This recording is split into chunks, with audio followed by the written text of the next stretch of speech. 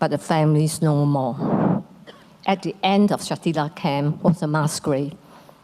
Each year, many Malaysians and many people from all over the world will come to visit this mass grave. They call it Martyr Square. Now, if you look at it, you'll know it's a mass grave. There are white lime, there are fresh soil, there are bulldozers track. In this particular mass grave was buried 800 to 1,000 people. There's no more. They are still there. At the end of Shatila each year, camp, we lay flowers on the mass grave. Each year, we call it the Martyr Square. I found children standing before the walls where their parents were murdered. I found children with nowhere to go for the winter. If you look at the clouds,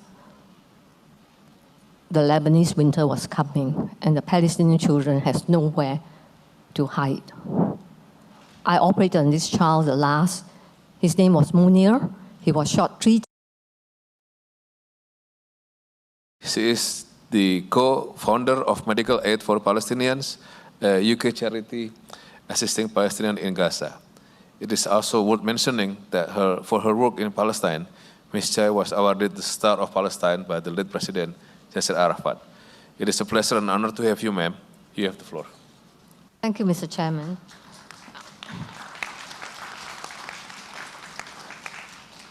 Your Excellencies and friends, thank you for having me here. I feel that I don't deserve to be here, but in order for the voice of the Palestinians to be heard, I have no choice but to speak from this podium. I want to share with you a journey which I've made for 38 years. My day job is a consultant orthopedic surgeon in one of the oldest hospitals in the UK. It's founded in 1123, so it's going to be nearly 1,000 years old. And I'm the first woman appointed to the orthopedic department. But I'm here not to talk about British orthopedics or the Royal College of Surgeons. I'm here to speak on behalf of this. In 1982, while I was climbing the surgical ladder, fighting the way up to the top, I suddenly saw a country being destroyed and bombed. My heart couldn't rest.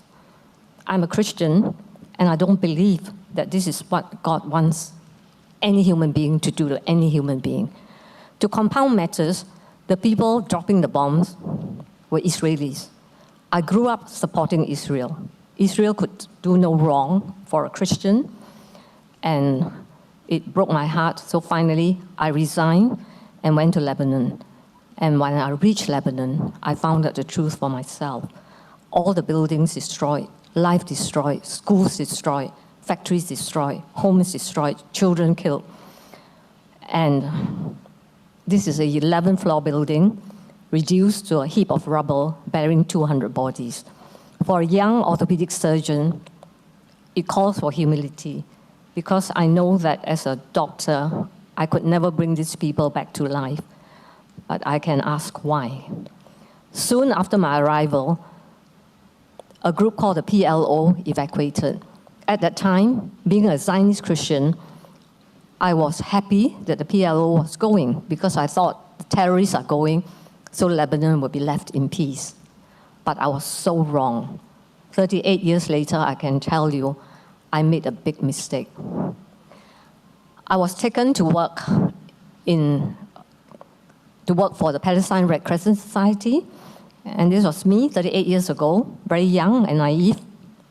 I worked for a hospital called Gaza Hospital, and I did not realize that I've got plenty to do with Gaza for the rest of my life. Gaza Hospital was one of the hospitals built by the Palestine Red Crescent Society. The rest of all the hospitals were bombed flat. Clinics destroyed. Gaza Hospital was bombed from the air, shelled from the sea, and it overlooked this. And of course, this was Sabra, Shatila. It was a refugee camp. In 1948, the Palestinians lost their home, and 800,000 of them walked across the borders of historic Palestine to find themselves in refugee camps.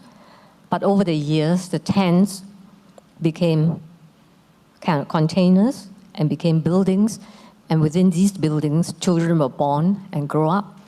and the refugee tents became a town. The town of Sabra, the town of Shatila, and children were born refugees, they died refugees, they grew up refugees. But that moment of evacuation brought a guarantee from the USA under the Habib peace plan that the Palestinians will be allowed to go back and rebuild their lives. They will not be violated. The civilians will be protected by the multinational peacekeeping force. And each evening, I go down from the top of the hospital to make new friends. And from them, I learned about the story of Palestine, how they lost their homes, how they rebuild their lives, how they continue to believe that there's justice in the world, and there was no justice. I learned about their culture. I learned about their lives. I worked with Palestinian doctors and nurses, and all the time I was bewildered. Were these people really Palestinians? Were they PLO? Were they Arab terrorists? And it ran through my head. But they were very cultured people. I've not met any Palestinian terrorists, but I found Palestinian women embroidery, beautiful embroidery from the villages in order to remember where they came from. I learned a new cuisine, a new language, and I gradually fell in love with a wonderful people. They have become my family, but unfortunately, these 3 weeks of peace was suddenly shattered when Beirut was invaded by land. Several hundred Israeli tanks drove into Beirut and shelled their way into Sabra and Shatila and the surroundings. The shelling came closer, and by about nightfall, people were being killed. I was in Gaza hospital, and I was expecting, as the BBC announced at the time, that Israel has come in to get the 2,000 terrorists left behind, but I found this kind of people being killed, babies. My whole ward was filled with wounded people, and when I took this picture, after I've been operating 48 hours, I came up and found my own nurse was shot. There are 2 nurses in this picture. The one on your left is Swedish. She is blonde, blue-eyed. They didn't shoot her. He, lying down, was a Bangladesh volunteer to the Red Crescent. They shot him. We saved his life. I came to look for a mother and a child who was put in a home and a grenade thrown. I operated on both, and they survived. I came up to put up blood for them, but found out that the hospital has run out of blood. We have the last unit.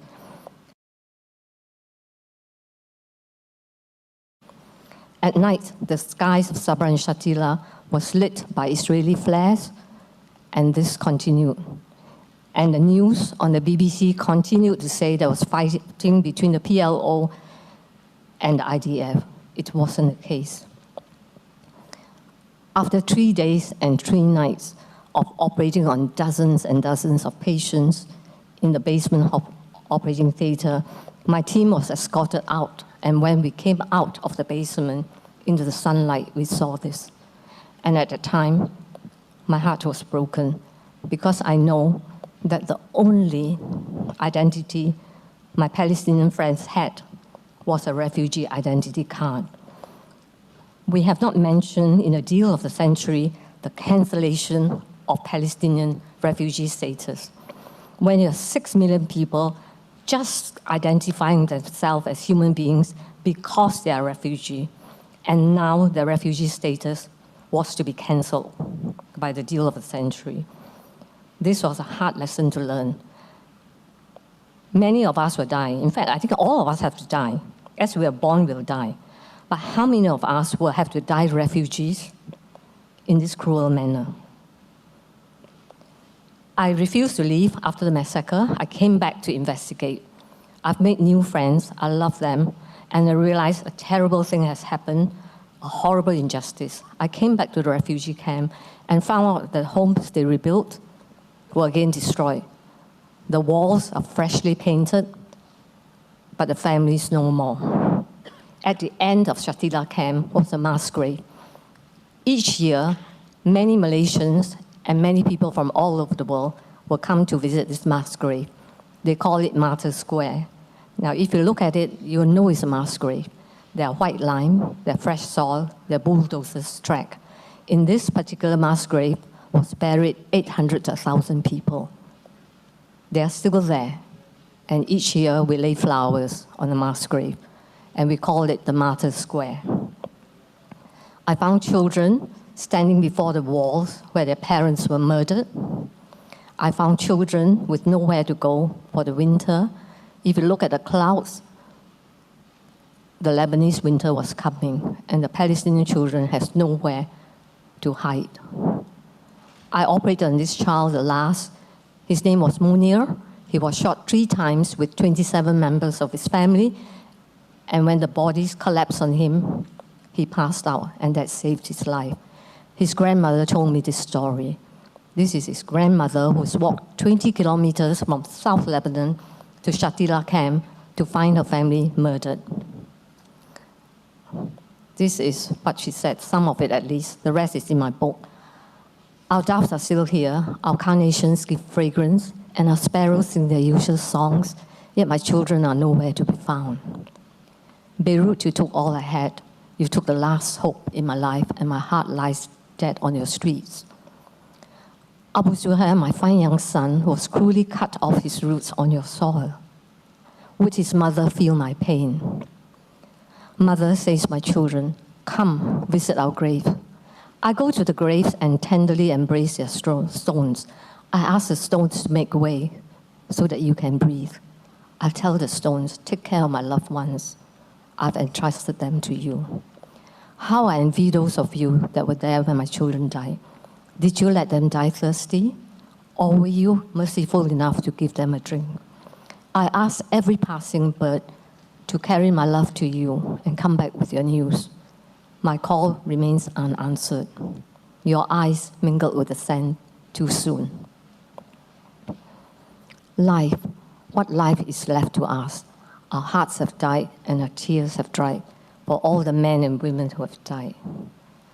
God Almighty, give us patience, and my children, may my love be a lantern to your path, and may God show you the holy way. Hajar's words left me devastated. I came out of a house not knowing what to do until I met this group of children. One of them, at least, was my patient. He was so happy. Dr. Arsini, the Chinese doctor, she's come back. She's not dead, they didn't kill her. But they forgot to tell me that they lost their parents. They were orphans. And then suddenly, they began to stand in front and ask me to take a picture of them. And as I began to focus my camera, they raised their hands in a victory sign and say, we are not afraid. Let them come. When I took this picture, I didn't realize the impact it will have on the rest of my life. If you look at this picture carefully, you'll see the children making the sign of a victory. Behind them were destroyed homes. In front of them were mutilated bodies.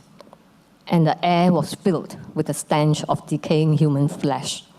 Yet, between death and destruction were the Palestinian children, and they are the ones that we should struggle on for. When times become difficult, when our hearts are heavy, let's remember these children. They are the future of Palestine. I've gone back to Lebanon many times looking for the children. I could never find them, and I know they must have perished, but I'm able to share their spirit with you, the spirit of defiance, of resilience, which will inspire me for the rest of my life. I began to speak up. I decided that just being a doctor is not enough. The Palestinians have many doctors, well-qualified doctors, but I am their friend, and I'm a human being. I'm a witness, therefore I speak up. This was where I went as a first journey to Jerusalem to testify before the Israeli tribunal about what the army allowed to happen when they occupied Beirut. That was years ago. They also took me to the Holocaust Memorial Museum. A terrible, terrible tragedy. But what the IDF forgot to tell me was that this memorial was built on top of a destroyed Palestinian village. And if you stand with your back to this stone, you are within eye distance of a Palestinian village called the Yasin, where many were murdered and killed in 1948.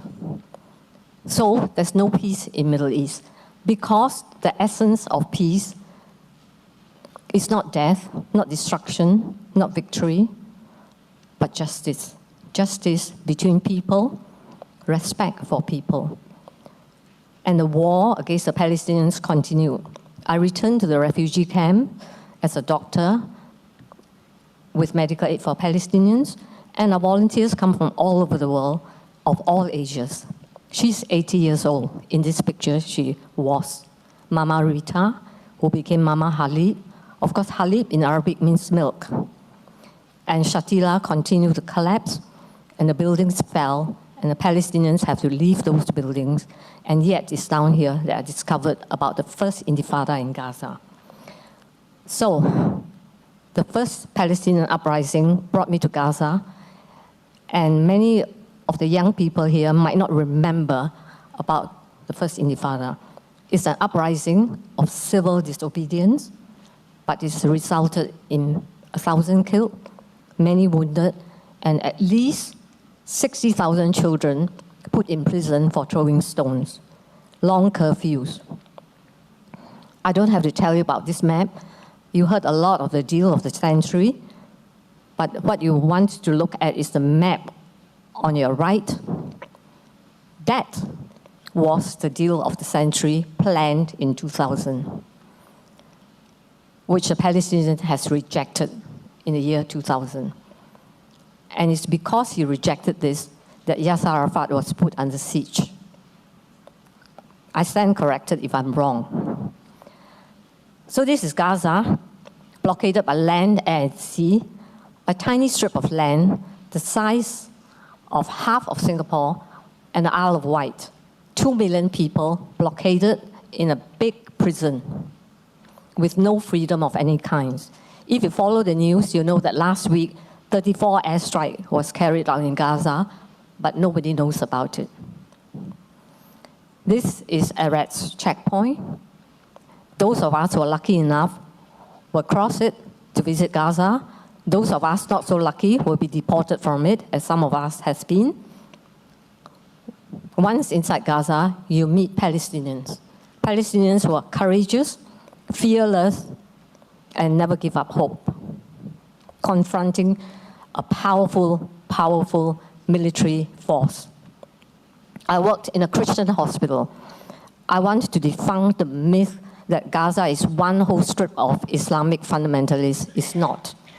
I worked in a Christian hospital. And these are my colleagues. And we looked after the Palestinians who were beaten up and wounded and crippled, who were shot with rubber bullets, killed. Rubber bullets, plastic bullets. We visited refugee camps. This is Jubilee camp. Very, very dense, even more crowded than Hong Kong. Sewage draining openly.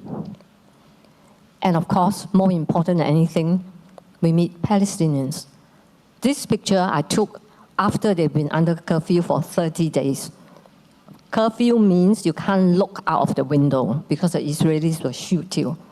After 30 days, United Nations was allowed to open their feeding centers so that these people can get some food. But if you look at the faces of the Palestinians, nothing can wipe away the face of humanity. And in these faces, you will see the face of God. And I believe that they are also created in the image of God. Beautiful Palestinian girls, the Intifada babies. And of course, the weapons. And the beautiful Mediterranean Sea. The sunset in Gaza, which nobody can take away. The springtime in Gaza. The orchards in Gaza. This family planted citrus for 200 years. They made Gaza bloom. The palm trees, the gardens, and yet the younger generation will know about Gaza through Kaslet. This is Kaslet. I went back and found all these. Nearly 14,000 killed, 100,000 homeless, hospitals bombed, ambulance destroyed. And Gaza is so crowded. If you look at Khan Yunis, it is so crowded that if you listen to the news that IDF has taken out one Hamas leader through a bomb, you will realize that that bomb not only hit one building, it hit a whole neighborhood. So there'll be no choice but collateral damage, and that's the rule. Phosphorus.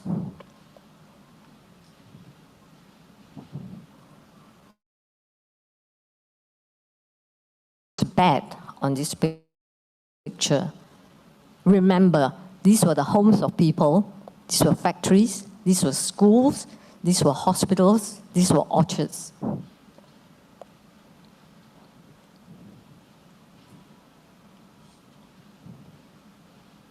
And remember, those that were killed with the bombs, not only buildings, hospitals. This was a PA hospital. I worked in it. It's a Red Crescent Hospital. Schools, including the famous American school, bombed 4 times. UN compounds where people were hiding, thinking that it was safe, hit with phosphorus. Phosphorus wounds, dime, new explosive, Shifa Hospital, the mortuary in Shifa, children killed, people burned, whole families wiped out, and even before they recovered, protective edge, twice as many killed, twice as many lost their homes. And the winter that year, in 2014, without homes, they have to face the floods and the cold in tents. I will quickly finish on the Great March of Return because I don't want to take up too much time, and how I end up on the Freedom Flotilla to be arrested. To understand the Great March of Return, you have to understand this. He is just a man. He's a gatekeeper of my hospital, Abu Muhammad. Abu Muhammad village is from the north of Gaza. From Gaza, he could walk 3 hours and reach his home. He could not go because his home was inside Israel. And one day he asked me to take him to see his home. So I did. I abused UN powers. I drove a UN van. And when I arrived, this was Abu Muhammad's home. He remembered his mother telling him there was a baby. They fled from their home. In 1948, he became a refugee with his whole family. He thought he would see his village, but that's all that's left. And every day, he and his family will look in that direction, wanting to go home. And therefore, they want their voices to be heard. If we do not give voice to them, they will do it in their own way. So every Friday, they will go to near the border and demonstrate. In return, 100 elite snipers shoot at them. This picture looks very, very mucky. Of course it's mucky. Why? You burn tires so that snipers cannot get you. You are throwing back the tear gas. You are hoping that you throw stone and can reach the Israeli army. Of course, you will never do that. In return, you get killed. So Gaza update, unfortunately, it's only to October last year. So I urge the UN to complete their figures so that I can update this for my next talk. More than 300 killed, but the wounded, 8,500 children, of which 2,300 were kids. 300 lost their legs, 1,500 more waiting for operation.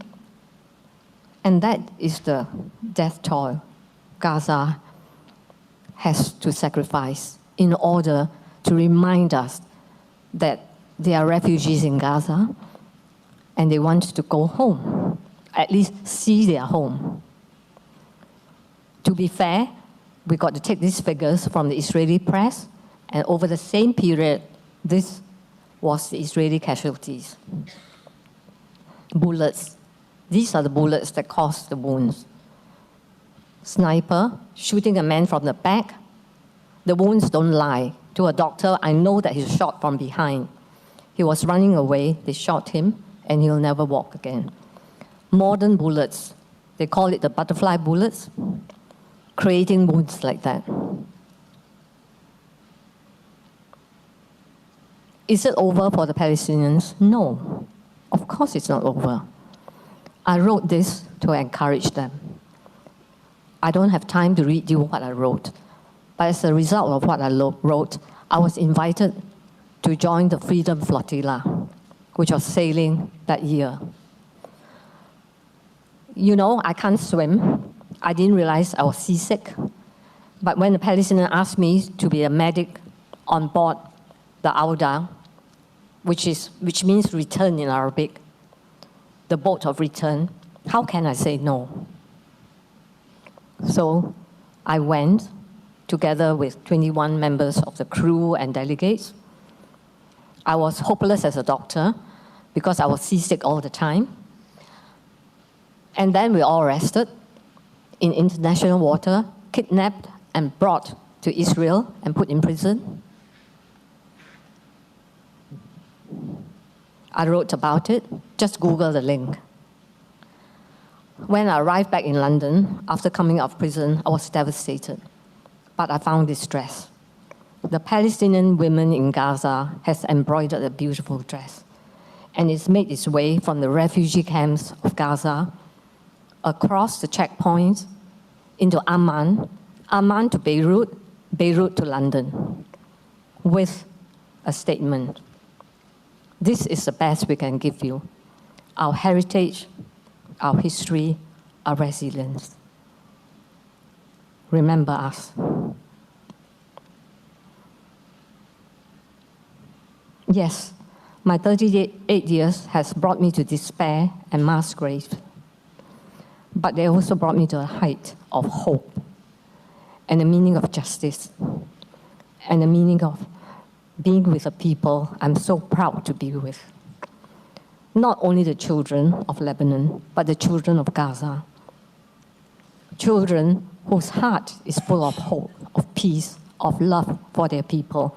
Children who thought that because they don't hold a gun, because all they want is to save their people, that they're immune and the world will hear us.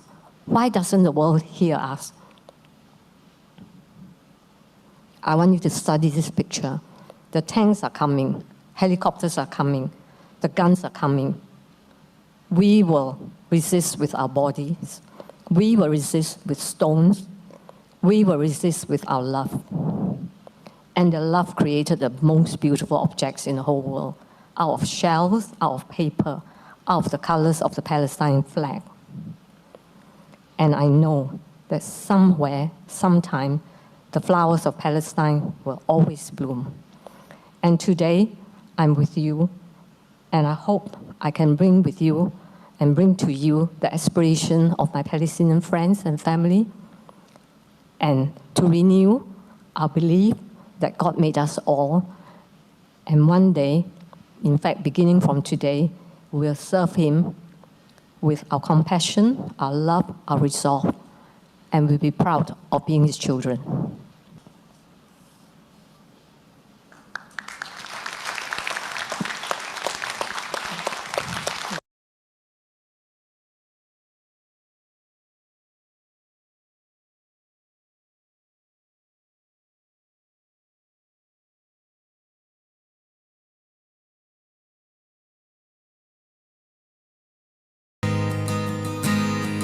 Blinding flash of white light lit up the sky over Gaza tonight.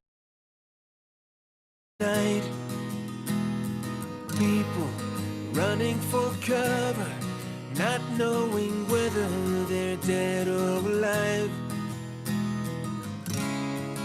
came with their tanks and their planes, with ravaging fiery flames, and nothing remains, just a voice rising up in the smoky haze.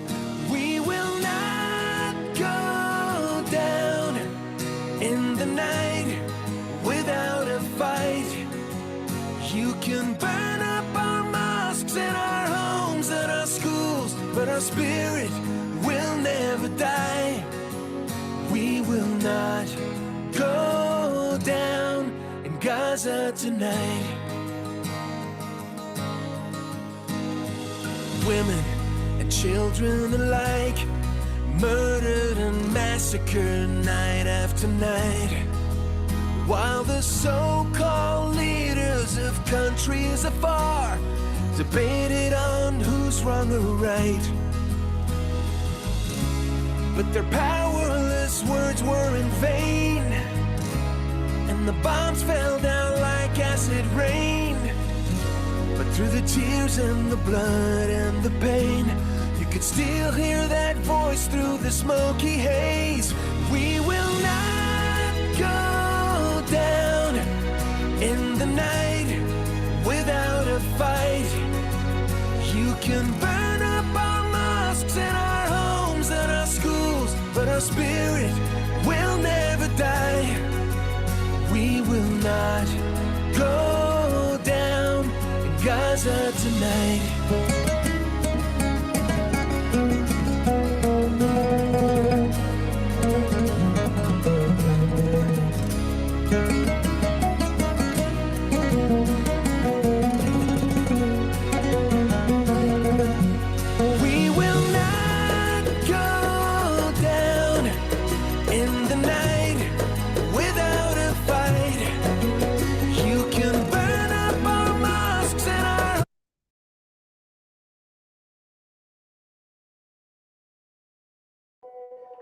Okay, Assalamualaikum warahmatullahi wabarakatuh, and a very good afternoon for everyone in Malaysia, and probably good morning, is it, for Afaf back in Gaza, for Dr. Azam who's in Urdun now, and also Professor Ilan who's in UK, I presume. So it should be morning over there. So good morning for those outside of Malaysia. Thank you everyone for attending our session today. I think let's begin our session with Ummul Kitab Al-Fatihah.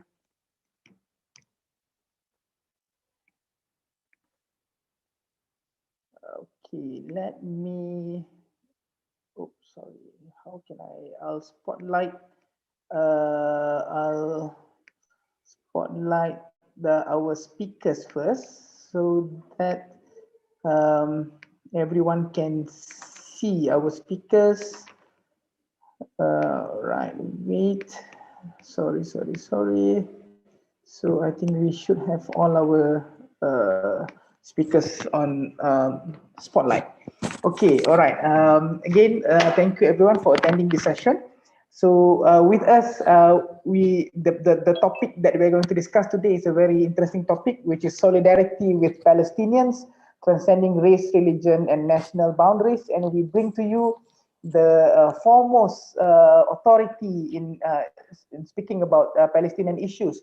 We will introduce the speakers soon, and inshallah to moderate this session will be the first one is Dr. Lai Suat Yan, who is a social scientist at the Gender Studies Program, University Malaya, and the Vice President of Academic Staff Association. She was a Fulbright Scholar at Claremont Graduate University, US, and she is a scholar and activist for gender justice and generally in human rights as well. And me, I'm a neonatologist, I'm a pediatrician, I'm a Palestinian activist. I've been to Gaza and I really enjoyed being there. I really feel, I always say my heart is in Gaza.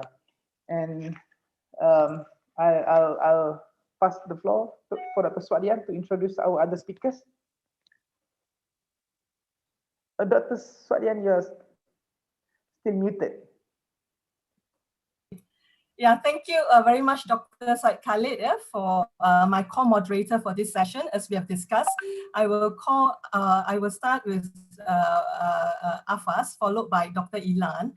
And after that, Dr. Said Khalid will take over with Dr. Ang, Dr. Azam, and after that, it will be over back to me with Prof. Nazari Ismail. For our session, it's divided into two. The first session will be where we will actually direct questions to our esteemed panelists. And the second session will be where all of you get to ask questions. So please feel free to ask any questions that you have so that our panelists will be able to answer, any issues or any concerns that you may have on this particular topic. And we know now that, the world over, we are all very concerned about the pandemic 19, right? And in Malaysia, people are actually suffering because one, they are not used to having restricted movement. The freedom of movement is affected. And we know in the world over, it's the same in US and other countries as well, social distancing and whatnot. But imagine if you are in Palestine, right? Imagine, right? If you are in Palestine, your freedom of movement is actually restricted because you cannot move around. And it has also been described as an open air prison with limited access to electricity. So it's many, many times, magnified. And also imagine the loss of life, and being injured. So this is the situation in Palestine, which is why we wanted to focus on this topic and also to dispel any myth or any concerns, that you all may have that Israeli is actually, protecting itself from Hamas, the terrorist organization that we have heard of. So without much ado, I'd like to start today with, let me introduce Afas to you. Afas Al-Najjar is a Palestinian student from the Gaza Strip. She's a writer at Gaza-based organization called We Are Not Numbers, which focuses on telling stories behind the numbers related to the Palestinian in the news. Despite her young age, she has witnessed 4 major attacks on Gaza by the Zionist occupation forces. She's studying English literature at the Islamic University of Gaza, and she's the outreach coordinator at Etha Children's Library. Thank you, Afas, for being here with us today. Prof. Nazari has informed me that you can be with us for 15 minutes, right? So we'll make full use of the time so that we could hear from you. And my first question to you is as follows.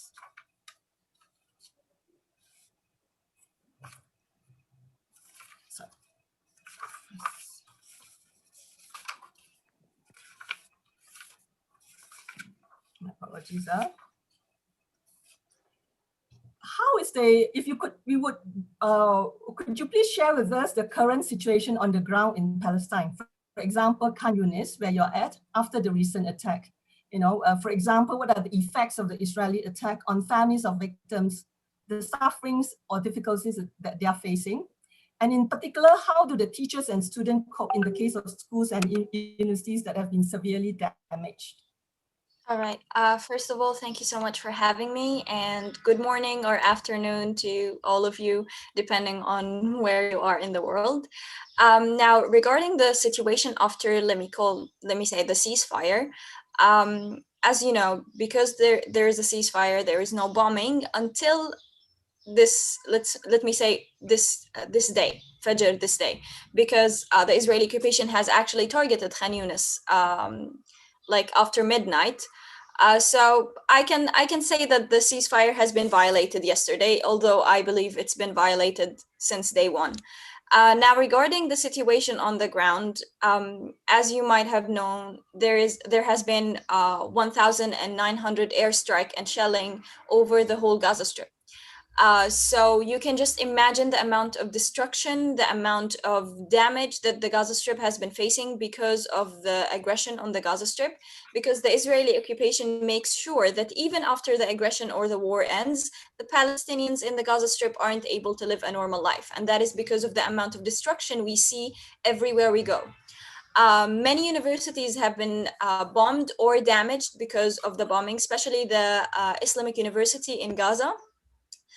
Because the streets leading to the university were actually damaged, let me say, in a very big way. And at the time of the war, none of the universities were actually working. None of the schools were actually working. And right now, many of the schools are being used as shelters for the people who lost their homes. So people have evacuated from their homes at the time of the war to live in UNRWA schools.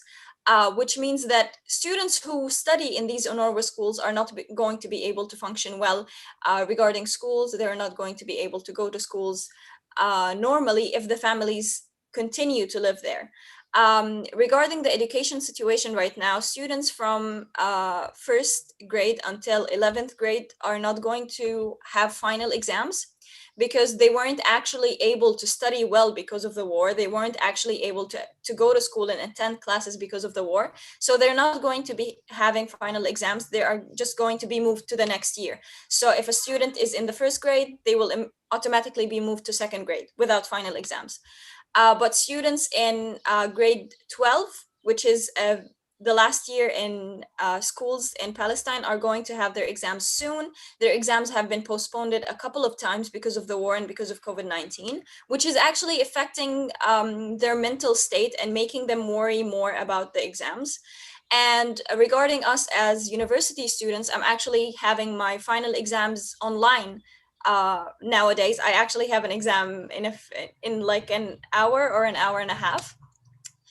So unfortunately, the educational system in Palestine, in the Gaza Strip specifically, has been affected terribly, not only because of the war, but also because of COVID-19. And as you mentioned before, the Gaza Strip is actually an open air prison. So we were already limited when it comes to our movement, even before COVID-19. But with COVID-19 and the fact that our health system is not equipped well to face such a pandemic, the Gaza Strip is basically going downhill because of everything that's going on. So the Israeli occupation is making our lives way more difficult than they were already. So yeah, this is basically what's going on. Yeah, that's horrible, but I also admire your resilience and the fact that even though you're going to have an exam soon, you still found time to be here with us. Much thanks, my gratitude, our gratitude to that. Yeah.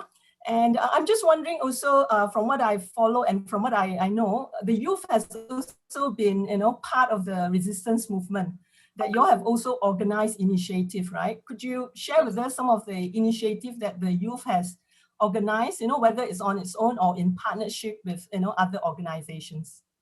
All right. So now, because we are unable to do anything like traveling or going other places and stuff, the Palestinian youth in the Gaza Strip specifically finds it very important to keep growing, to keep improving, to keep doing something to help the country and develop it.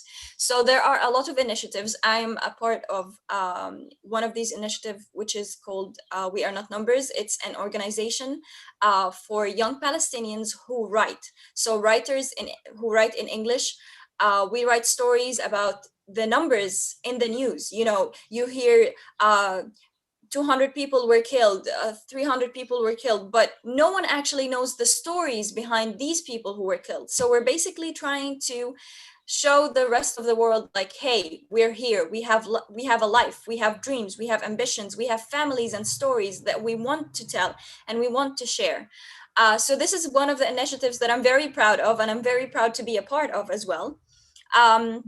There are a lot of organizations also, like Al-Widad organization, which actually supports such initiatives. They do a couple of, let's say, competitions from time to time. You can give them a proposal to a specific initiative that you think is important for the country, and they would actually, let me say, fund this initiative and help you establish it. There are a lot of training sessions. There are a lot of, let me say, educational sessions as well, given by many people. And so many people who work in the Gaza Strip, doctors or graphic designers or architects, are actually right now posting on their accounts that they are willing to give free services to the people in the Gaza Strip who lost their houses, who lost their shops. So alhamdulillah, the people in the Gaza Strip are, let me say, very close to each other, and they're always trying to help each other as much as possible. Because we're already living in a very small place that is high with let me say, we are basically in the most dense area, with many people living inside very small areas. So we're like a small family, let me say, a small big family, if I may say so. So everyone is helping each other. Everyone is trying their best to, let's say, bring back life to the Gaza Strip after what happened in the aggression and after what happened in the war. Because if each one of the Palestinians say that they're tired and traumatized and can't do anything anymore, the Gaza Strip would actually die. The Gaza Strip would actually lose its life. And this is what the Israeli occupation is looking for. So Alhamdulillah, even after the war, even after the aggression, every single Palestinian in the Gaza Strip was able to wake up the next morning and go to work or go to help people. I think that the second day after the aggression ended, people actually started, students and elderly people and families started to go to the streets and start cleaning the rocks and cleaning the rubbles to make way for the cars, to make way for the people to walk. So Alhamdulillah, we're a nation full of life, Alhamdulillah. What an amazing strength, spirit and also inner strength. Yeah. Thank you. Sorry, I have to click continue, because it asks it's being recorded and to give permission. Sorry for that. You know how it is online, yeah. So yeah, I was just saying, it's just so amazing, your, the inner spirit and inner strength of the people of Palestine, which is why we thought it's important that, we have this session as well. And also, as many have said, the youth is actually the future of the country, and to hear that you are doing so much, I'm moved, to hear the story. I'm just wondering, in terms of the vision, that the youth have for Palestine, what is the solution, and what is your vision of the solution for the liberation of Palestine? The youth vision. Okay, so I think that the hope that we have as Palestinians, we have hope that Palestine is going to be liberated eventually. No matter how long it takes, we know that one day Palestine is going to be liberated and that one day it's going to be ours again. I know it's ours now. I know it's always been, but I mean, it won't be occupied anymore. I think that in the last aggression, the Palestinian people in the Gaza Strip have actually been able to see the difference that the work of the youth is doing for the Palestinian cause. Alhamdulillah, we were able to raise so much more awareness than any other year before. Alhamdulillah, we've been able to, let me say, not let the momentum die. Even after the aggression ended, even after the war ended, people are still posting, people are still working for Palestine and for the Palestinians, alhamdulillah. And I can say that so many people are now actually starting to search, to educate themselves about what's happening in Palestine. And they are finally becoming pro-Palestine because they see the facts. The Israeli occupation has been trying to deceive the world for so many years. Since the aggression and the occupation started on Palestine, they've been trying their best to lie to the world so that the world would believe them and think the Palestinians are terrorists, as they keep saying. But alhamdulillah, because of social media and because of the work that the Palestinians have been putting on in the last aggression and on the attacks that were happening in Sheikh Jarrah and Jerusalem, we are able to show the world what's going on. And therefore, people outside of Palestine internationally have been making protests, have been going on protests in front of the embassy and in front of to stand in front of their governments and tell them that they have to do something about what's going on in Palestine. I believe that resistance is our way out. The longer we resist, the weaker they become. So I believe that the resistance is one of the most important things, whether it is military resistance, because we have the right to protect ourselves, and let me say social media and media resistance, because there is a media war as well. Instagram, Facebook, Twitter have been trying to censor the Palestinian content on all of these platforms. So it's not only military resistance on ground, but it's also media resistance and social media resistance, because we need that as well. I believe that the Palestinians alone could do a lot of things, but it's very important to get the support and the help of other people internationally as well. It's very important to bring the governments to see the crimes that they're actually supporting. Many governments, like the government in the US, that let me say, what's it called? Just a second, I'll search the word up because I keep forgetting. The taxes. Take your time, it's okay. The taxes. The tax money that they pay, that the citizens in the US pay, is actually going to support the military system in Israel, in the so-called Israel state. So it's very important to first educate the people that some of the things they do without realizing is actually helping the Israeli occupation. And second, to bring their attention to this topic so that they can stand in front of their governments and tell them, hey, we see what you're doing and we don't accept it. So you have to change. This is very important because the pressure that other countries put on the Israeli occupation actually impacts the situation in Palestine in a very, very big way.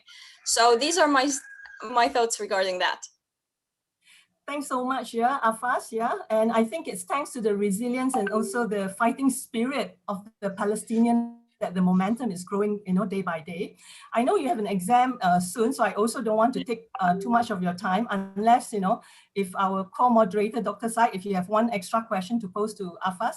Otherwise, yeah, we'll let you go because we want you to, pass your exam with flying colors as well. But thanks so much from the depth of our heart for being here. Thank you.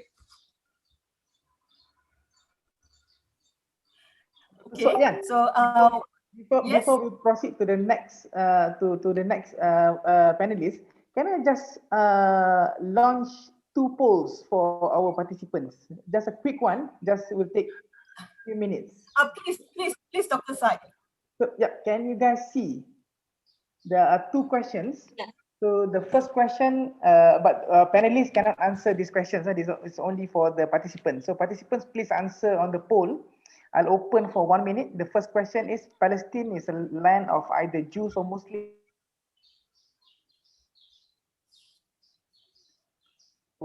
Which one is the answer? It's yes, it's just between Arab, Muslim, and Jews, or no, it's a humanitarian issue, transcends race, religion, and national boundaries. And the second question is the one that is a bit interesting, at least for me: 2-state or 1-state solution. So the first answer is 2-state is the only best way forward. And the second answer is 2-state solution is that the only way forward was to push for a 1-state solution. So let's see which one is interesting. I think let's open the answer for a bit more. I think let's give another 30 seconds probably. In the meantime, Dian, you want to introduce our next speaker before we end the poll?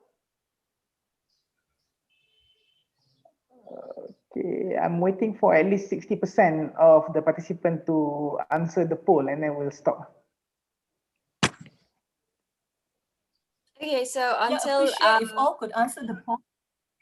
Yeah, until people answer the poll, I would like to thank you so much for having me. I have to run to my exams right now, but thank you so much for having me, and thank you for supporting and showing solidarity to the Palestinian people. And I hope to keep in touch, and I hope to see you all in Palestine once it's liberated. Thank you so much for having me. Thank you, Afaf. Thank you, Afaf. Thank you for being with us. It's a pleasure to be with you. Inshallah, we'll be with you. We'll pray together, inshallah. Okay, I think that's it. Let's end the poll now. So okay, I'll share the results. So if you can see the result, obviously the first question is 100% answering no, it's a humanitarian issue. So every one of our participants understands that this is an issue that transcends race, religion, and national boundaries. And the second question is a mix, 50% saying 2-state and 50% saying 1-state. So it's gonna be interesting. All right, I'll leave the Okay, thanks so much. Yeah. Okay, now we will follow with our esteemed panel. Prof. Can continue with the session. Oh, okay. I think maybe those who are not speaking. Oh, okay, can. Yeah. Now we will continue with Prof. Ilan Pape. Prof. Ilan Pape is currently the Professor of History, Director of the European Center for Palestine Studies, University of Exeter, UK. He obtained his BA degree from the Hebrew University in Jerusalem in 1979, the Doctorate of Philosophy from the University of Oxford in 1984. He founded and directed the Academic Institute for Peace in Givat Haviva, Israel between 1992 to 2000, and was the chair of the Emil Tumar Institute for Palestine Studies in Haifa between 2000 and 2006. And before that, he was also a senior lecturer in the Department of Middle Eastern History and the Department of Political Science in Haifa University, Israel between 1984 and 2006. He also has held other positions before. But what we wanted to focus is also is, he's actually a very renowned historian on Israeli, and he has published 20 books and many articles on the history of the Middle East in general and Palestine in particular. Some of his renowned work are A History of Modern Palestine, One Land, Two Peoples, The Ethnic Cleansing of Palestine, and On Palestine, together with Noam Chomsky in 2014. His most recent book is The Biggest Prison on Earth, A History of the Israeli Occupation. He's not only a renowned Israeli historian, but he's also very courageous because he lost his position in Haifa, in Haifa precisely because of his work on Palestine. And yet he's very gracious to say that his suffering is actually much less than what the Palestinians have to go through. Yeah. Here's my first question to Prof. Ilan Pape.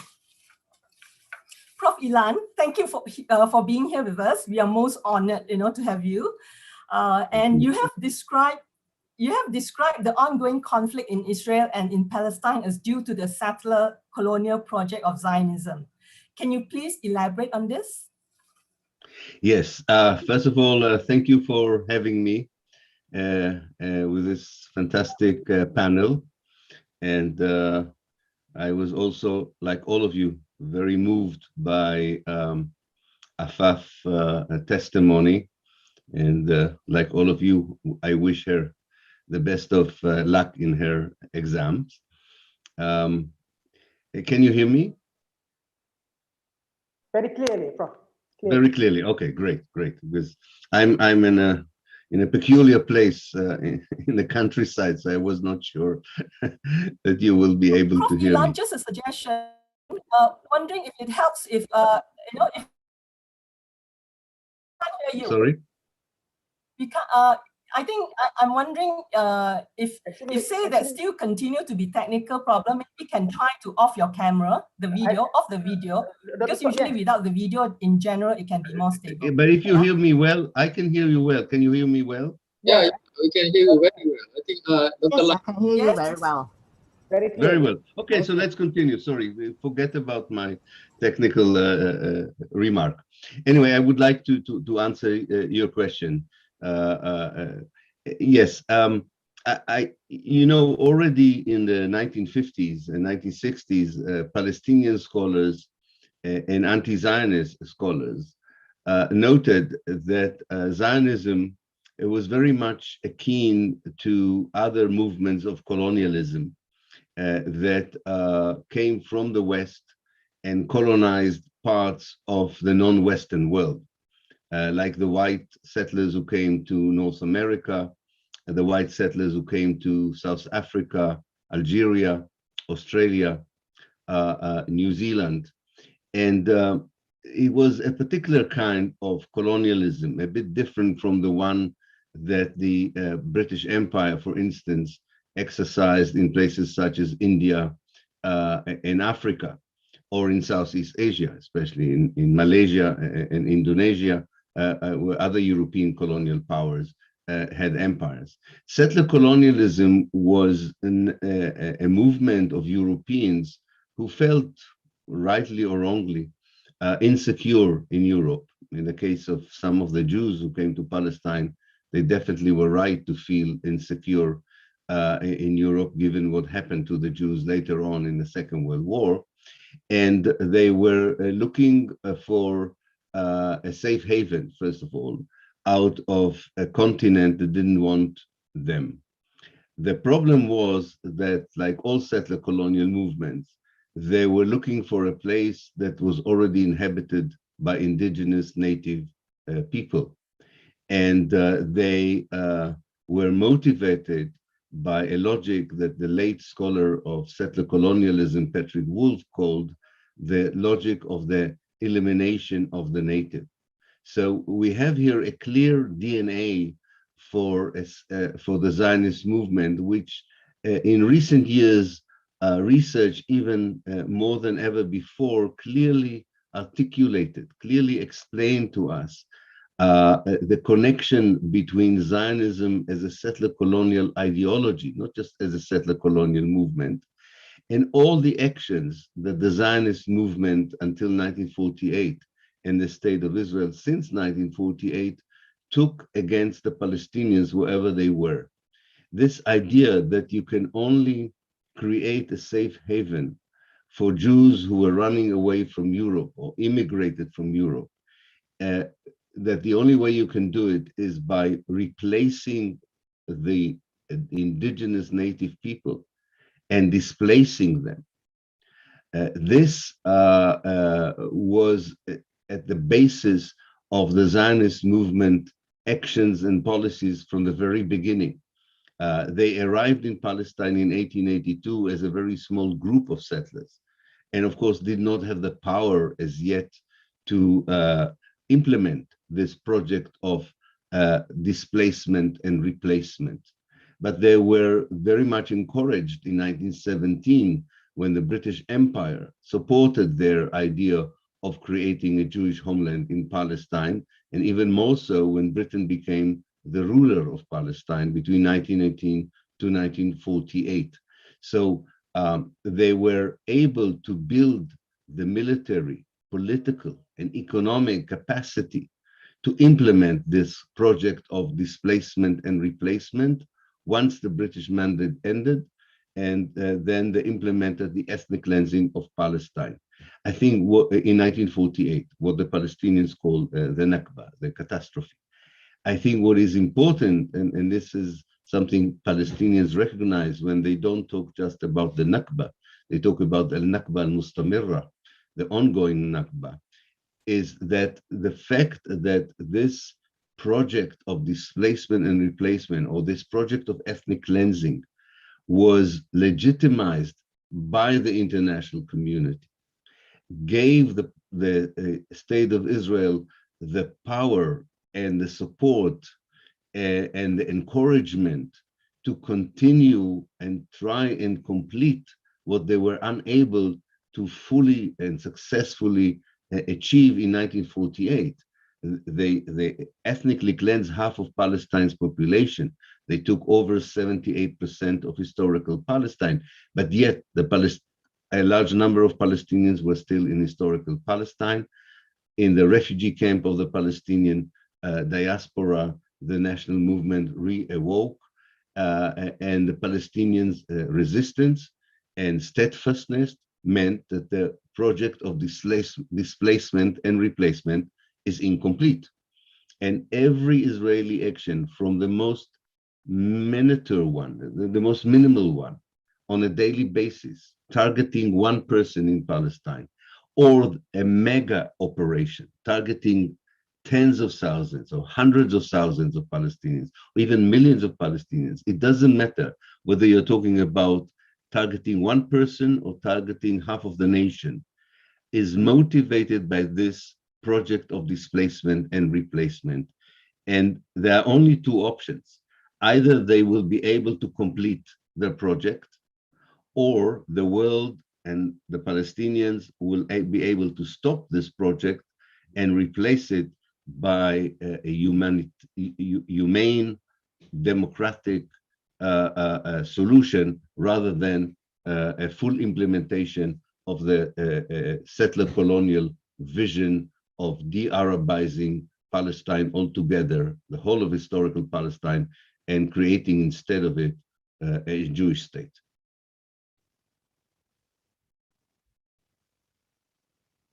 We cannot hear you. Dr. Swat, yeah, we cannot hear you. Yeah, sorry, my apologies, yeah. Okay, if later there's a connection problem, I found out that it's my, it's on my side, I will actually off my video. But in any case, yeah, you mentioned also just now the one-state solution, so in terms of being a solution. I'm just wondering also just now when we look at the poll, right? I think among here, probably the audiences are more the converted ones, I would say, yeah, those who come, because 100% say it's a humanitarian issue, whereby people that we meet, on the street and whatnot that we have spoken to may not see it as such, typically, yeah, sometimes. So yeah, I'm just wondering, in terms of the one-state solution, how do you think, what are the strategy to popularize it, given that, there's more international support for the two-state solution, so to speak, but for you, it has not been working. Why don't we try something new, right? Yeah, how can we popularize it further so that there are more acceptance, especially given that in Israel also, we find that it's more, it's moving more and more towards right wing, as I've seen, in some of your talks and whatnot. Yeah, thank you. First of all, I think we should understand that any alternative solution to the two-state solution, which I think so many people around the world understand is not working. And maybe it was flawed from the very beginning because, partition is a solution usually a colonialist power offers the colonized. Very few national liberation movements offer to partition their homeland with a settler movement or a colonial power. So to begin with, this is not, when you talk about the two-state solution, you have to remember that you talk about partitioning the Palestinian homeland, and you have to ask yourself whether this is a basis for reconciliation and peace with a settler colonial movement that has been there for more than a century. Secondly, almost all the dominant peace initiatives that were based on a two-state solution were not Palestinian initiatives. Palestinians reacted most of the time, not always, but most of the time, these were peace initiatives cooked in Tel Aviv and Washington and presented as a dish to the Palestinians to take it or leave it. In fact, there were even no proper negotiations of the vision of a two states as Israel understood it at the time with American support. So it's not surprising that the attempt in the last 50 years or so to offer it as a genuine solution have totally failed. So it's very clear that the next stage has to be, first of all, a Palestinian initiative, not an Israeli initiative, not a Zionist initiative, not an American initiative. We need a clear Palestinian vision for the future. Now, unfortunately, there are political debates, or maybe not unfortunately, maybe it's even natural, that the Palestinian political scene is divided by different ideological approaches, by different ideas of what is the vision for the future. But I think that the younger generation of Palestinians, that's my hope, and it's also my belief, that they will be able to do what this generation finds a bit difficult to do, which is to present a unified Palestinian vision for the future. And I have a good feeling that this vision would be a one-state vision and not a two-state vision. And then I think the international community, the anti-Zionist forces inside Israel would be able to follow it and to support it if it would be led by Palestinians as a vision for the future. There is already a lot of support for the idea of one state among young Palestinians, wherever they are, among the international solidarity movement that supports the Palestinians. In fact, you have to be 10 minutes on the ground to understand that we already experience a one-state solution that is an apartheid state, and that the only solution is to decolonize this apartheid state, to dismantle it and to replace it by something much better. And this is why I think that we, many of us, are now involved in an initiative to encourage a discussion of a one-state solution on a model that would be accepted to as many Palestinians as possible, initiated by Palestinians, articulated by Palestinians, and in which the Palestinian democratic leadership, whoever they will also tell I think there are about 6.5 million Jews now in historical Palestine, that will tell this 6.5 million Jews how do they envision their place in a future one-state solution. Rather than all the time hearing what Israel offers the Palestinians, we need to hear what the Palestinians offer the Jews, who some of them are third-generation settlers, some of them have just arrived in the last 5 years or 6 years. So these are questions for the Palestinian national movement to consider, to articulate. But I think that from what I hear and what I read and what I talk with people, I don't think that the vision includes a two-state solution anymore.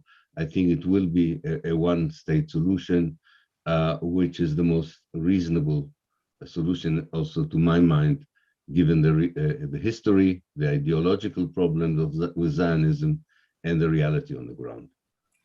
Yeah, you mentioned the importance of having unity, one vision among the leadership, and that there's ideological differences. So how do we, how is it possible to bridge the differences, between Fatah and Hamas, right? The two main dominant political governance in Palestine. Well, first of all, we have to remember that one of the problems that the two-state solution created, it conveyed the misconception that the Palestinians are only the people who live in the West Bank and the Gaza Strip. And it totally ignored the Palestinians who live in Israel, and not to mention the 5.5 million Palestinian refugees. So not everything in Palestine, or not everything concerning the Palestinians is about the Hamas and Fatah. You cannot reduce the Palestinians to only those who live in the occupied West Bank or the besieged Gaza Strip, and you cannot reduce Palestine to 22% of the homeland that is the West Bank and the Gaza Strip. So if you take the whole Palestinian community together, there are two facts which are interesting. One is it's the youngest society in the world. It is the youngest society in the world. So we have to listen to the young people. I think that we saw it in the Arab Spring. I don't think that party affiliations, political affiliations of this kind are of particular interest for them. I think it's much more about human rights and civil rights and collective rights, proud of their heritage, proud of their identity, their connection to the Arab world, the connection to the Muslim world. I think all this would come into play when they will eventually articulate a vision for us. And the second point is that, of course, it's sometimes misleading to say that the Palestinians are not united. Maybe politicians are not united, but I think, I listen a lot to conversations between Palestinians in Haifa, Gaza, Nablus, Yarmouk, and Hilwe, Detroit, London, Kuala Lumpur. And when they talk about who they are, what are they hoping for, what have their families suffered, I see a lot of unity. I don't see any disunity. I think the experience of being colonized, of being affected by the settler colonialism of Zionism creates a certain unity. Politicians sometimes tend to forget that kind of unity for various reasons. But I think that we should remember that there is a unity, there is a Palestinian unity of a kind. It is not reflected as yet because of the political fragmentation, because of the occupation, and this is a process. We have to be patient. I'm very optimistic about this process. The question is, will the world respond to its responsibility to be by the side of the Palestinians, because the imbalance, the military imbalance, the political imbalance, the economic imbalance on the ground is such that you need an outside world and a regional world to help the Palestinians to achieve their freedom and liberation. Yeah, I just have one last question to follow up from the point you made, right? One of the reasons that's been given as to why, people are not supporting the Palestinian cause is that, Hamas, organization like Hamas, is seen or, has been actually recently after the most recent attack, right? Yeah, the Organization of American States, and is an international coalition of 35 countries in North and South America, right? It designated Hamas a terrorist organization since it has launched attacks against the Israeli civilian population as well. So, and oftentimes when we hear conversation about that, that issue is raised as well. They will say, Palestinian, they also attack the civilian population, so therefore they are a terrorist organization. How do we counter that? What do you think of that framing? Do you think it's a fair, fair way to, to depict it? Well, first of all, it's not new. When the Palestinian movement was led by groups of the left or groups of the center, like the Fatah or the PFLP, of the PDFLP, whoever was leading the Palestinian resistance, they were depicted as terrorists rather than as a liberation movement. And this was part of the success of the Israeli propaganda machine to kind of terrorize, if you want, the legitimate Palestinian struggle for liberation and freedom. So we should remember there's nothing new by now applying it to the Hamas. I think that if you talk with people with a modicum of decency in them, or with people who follow the events and know a little bit about what goes on, I don't think they can frame the struggle in Palestine in any other way than as a struggle between an anti-colonialist movement of liberation and a colonial settler or settler colonial state. The means that the resistance or liberation movement is using change from time to time, depending on what they feel they are facing from the settler colonial state. An armed struggle was part of liberation movements which were hailed in the West in the past when they fought against imperialism and colonialism in Africa, in Southeast Asia, and South America. So I think this is, if people still depict the Hamas as a terrorist organization and do not frame the state of Israel as they should frame it, as an apartheid settler colonial state, then it means that either they are cynically buying into the Israeli framing because they have some interests, or they are ignorant. I tend to think that most people are not ignorant anymore, so I go for the first option. What is very interesting to note that for the first time we have organizations which are at heart were liberal Zionists, both inside Israel, like the human rights organization B'Tselem, and in America, Human Rights Watch. For the first time, these very important organizations accept the genuine and right framing of Israel as an apartheid settler colonial state. They didn't go as far as to think what does this mean when you talk about the Hamas or any Palestinian resistance, but you can easily infer from that whoever is struggling on the Palestinian side is struggling against an apartheid and settler colonial state. And if you go back to the struggle of the ANC in apartheid South Africa and so on, there should be a tactical discussion of the value, of the benefit of an armed struggle, a more popular struggle, and so on. But this discussion cannot in any way delegitimize the right of the Palestinians to struggle for liberation, self-determination, and to defend themselves from what I said at the very beginning, from a settler colonial state that has not yet completed the project of displacement and replacement through ethnic cleansing operations.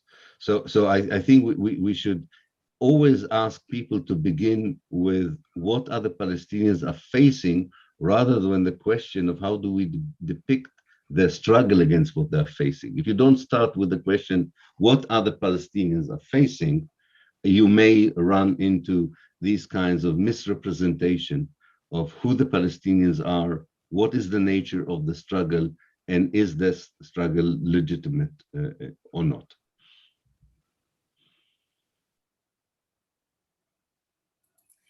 Thank you so much, Prof. Ilan. In fact, I can't agree more with you. Malaysia also, we were colonized before and there were freedom fighters here as well. Yeah, right. But but it's also very important to address because, there are those who still believe that, which is why, we wanted also to hear from you since you are the world-renowned historian on that topic. Yeah, thank you so much. Now I'll pass over to Dr. Said Khalid, who will moderate the other half. Okay, Dr. Said, please over to you. Thank you, Dr. Swatyan. Okay, so our next panelist is Dr. Azzam Tamimi. So Dr. Azzam Tamimi is a British Palestinian writer, analyst, and commentator.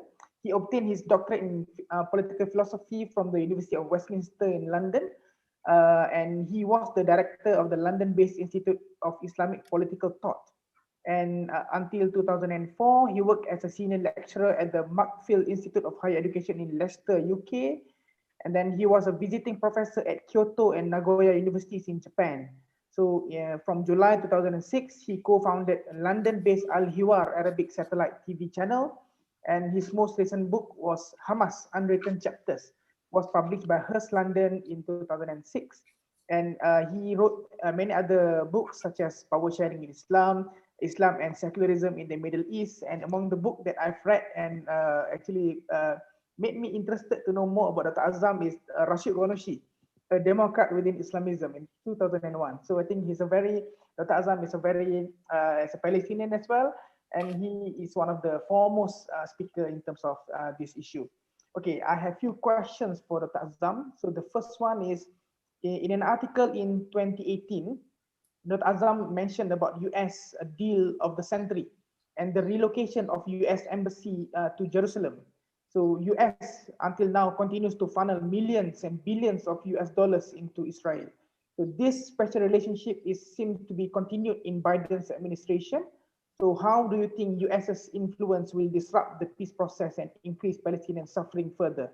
And do you think the Palestinians will continue to struggle, or will they be better under Biden administration? So that's the first question that I would like to ask Dr. Azzam. Well, thank you very much, and I'm grateful to you for inviting me, and I'm honored to be with such an esteemed panel. Thank you very much. You see, for me as a Palestinian, it's not really a big issue where the US embassy is set up in Palestine. I know that people made a fuss about this when the embassy was moved from Tel Aviv to Jerusalem. It was an act of symbolism, but for me, Tel Aviv and Jerusalem, Hebron, Jaffa, Haifa, Safad, Be'er Saba, where my mother was born, are all Palestine. So that's not really the issue. Second, the deal of the century was actually about legitimizing the status quo and not creating a new one, because much of what Trump was talking about in his peace plan had already been achieved on the ground, had already been accomplished by successive Israeli governments, especially since Oslo. Actually, there has been more colonization since Oslo than before. More confiscation of land, more expansion of settlements, more demolitions, you name it. Now, the United States of America is undergoing a change, definitely. I recognize that. But it hasn't yet reached the decision-making circles. But it is promising in a sense that civil society, political aspects of political society, people are talking about things. There was a brilliant article by a Harvard scholar in foreign policy about the necessity that the United States of America change its special relationship with Israel to a normal relationship.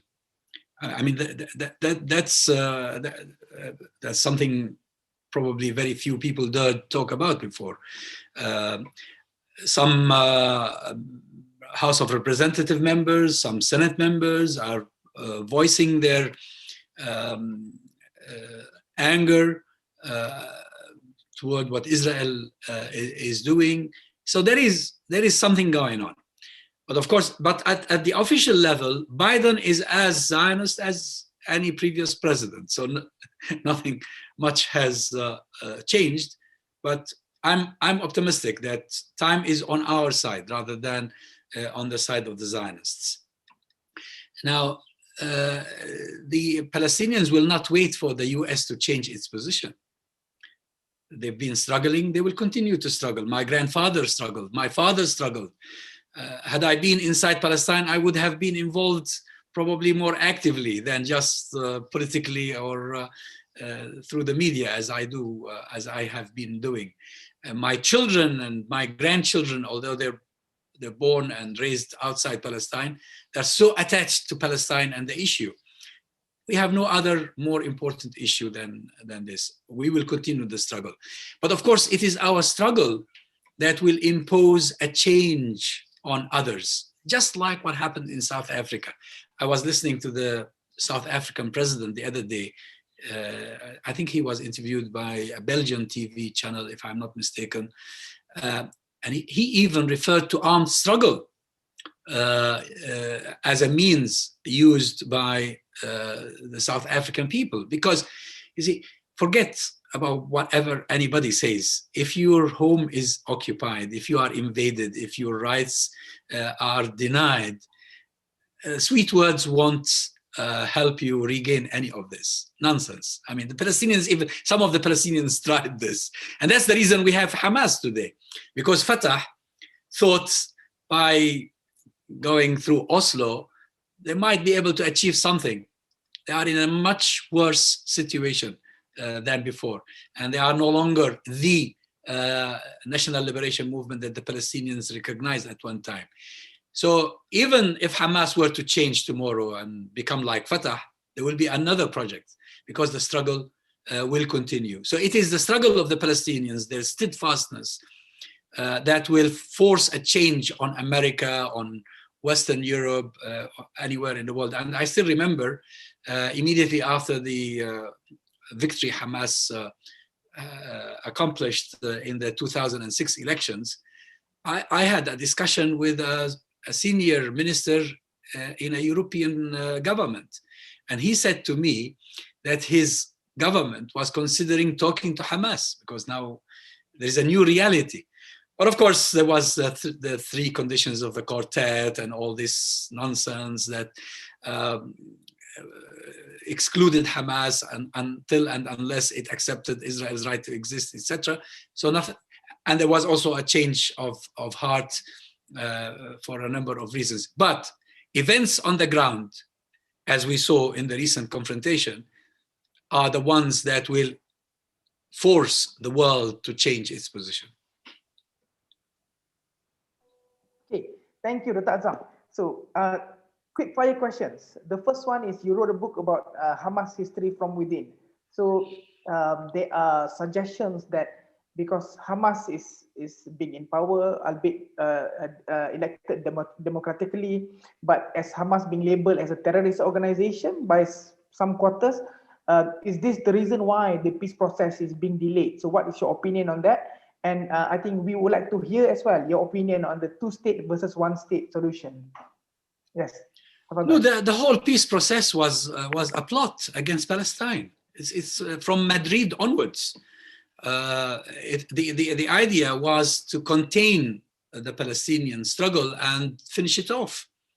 And this is what they did. And when Yasser Arafat realized his big mistake in 2000, returning from Camp David in America, he decided to turn the table and probably thinking he could pressure the Israelis into giving him something because he promised the people something. They killed him. And they went on rampage. They destroyed his Palestinian Authority. They destroyed almost the entire infrastructure. And then they brought Mahmoud Abbas who agreed to resume what Yasser Arafat probably thought it was not possible to continue. So forget about the peace process. There hasn't been a peace process. There has been a process with the objective of empowering the occupation. That's it. Whatever people say. Now, the fact that Hamas is labeled as a terrorist, that's a big honor. That's a great honor. Because if you are a national liberation movement and your enemies are calling you a terrorist, that means you are doing the right thing. Nelson Mandela was called a terrorist.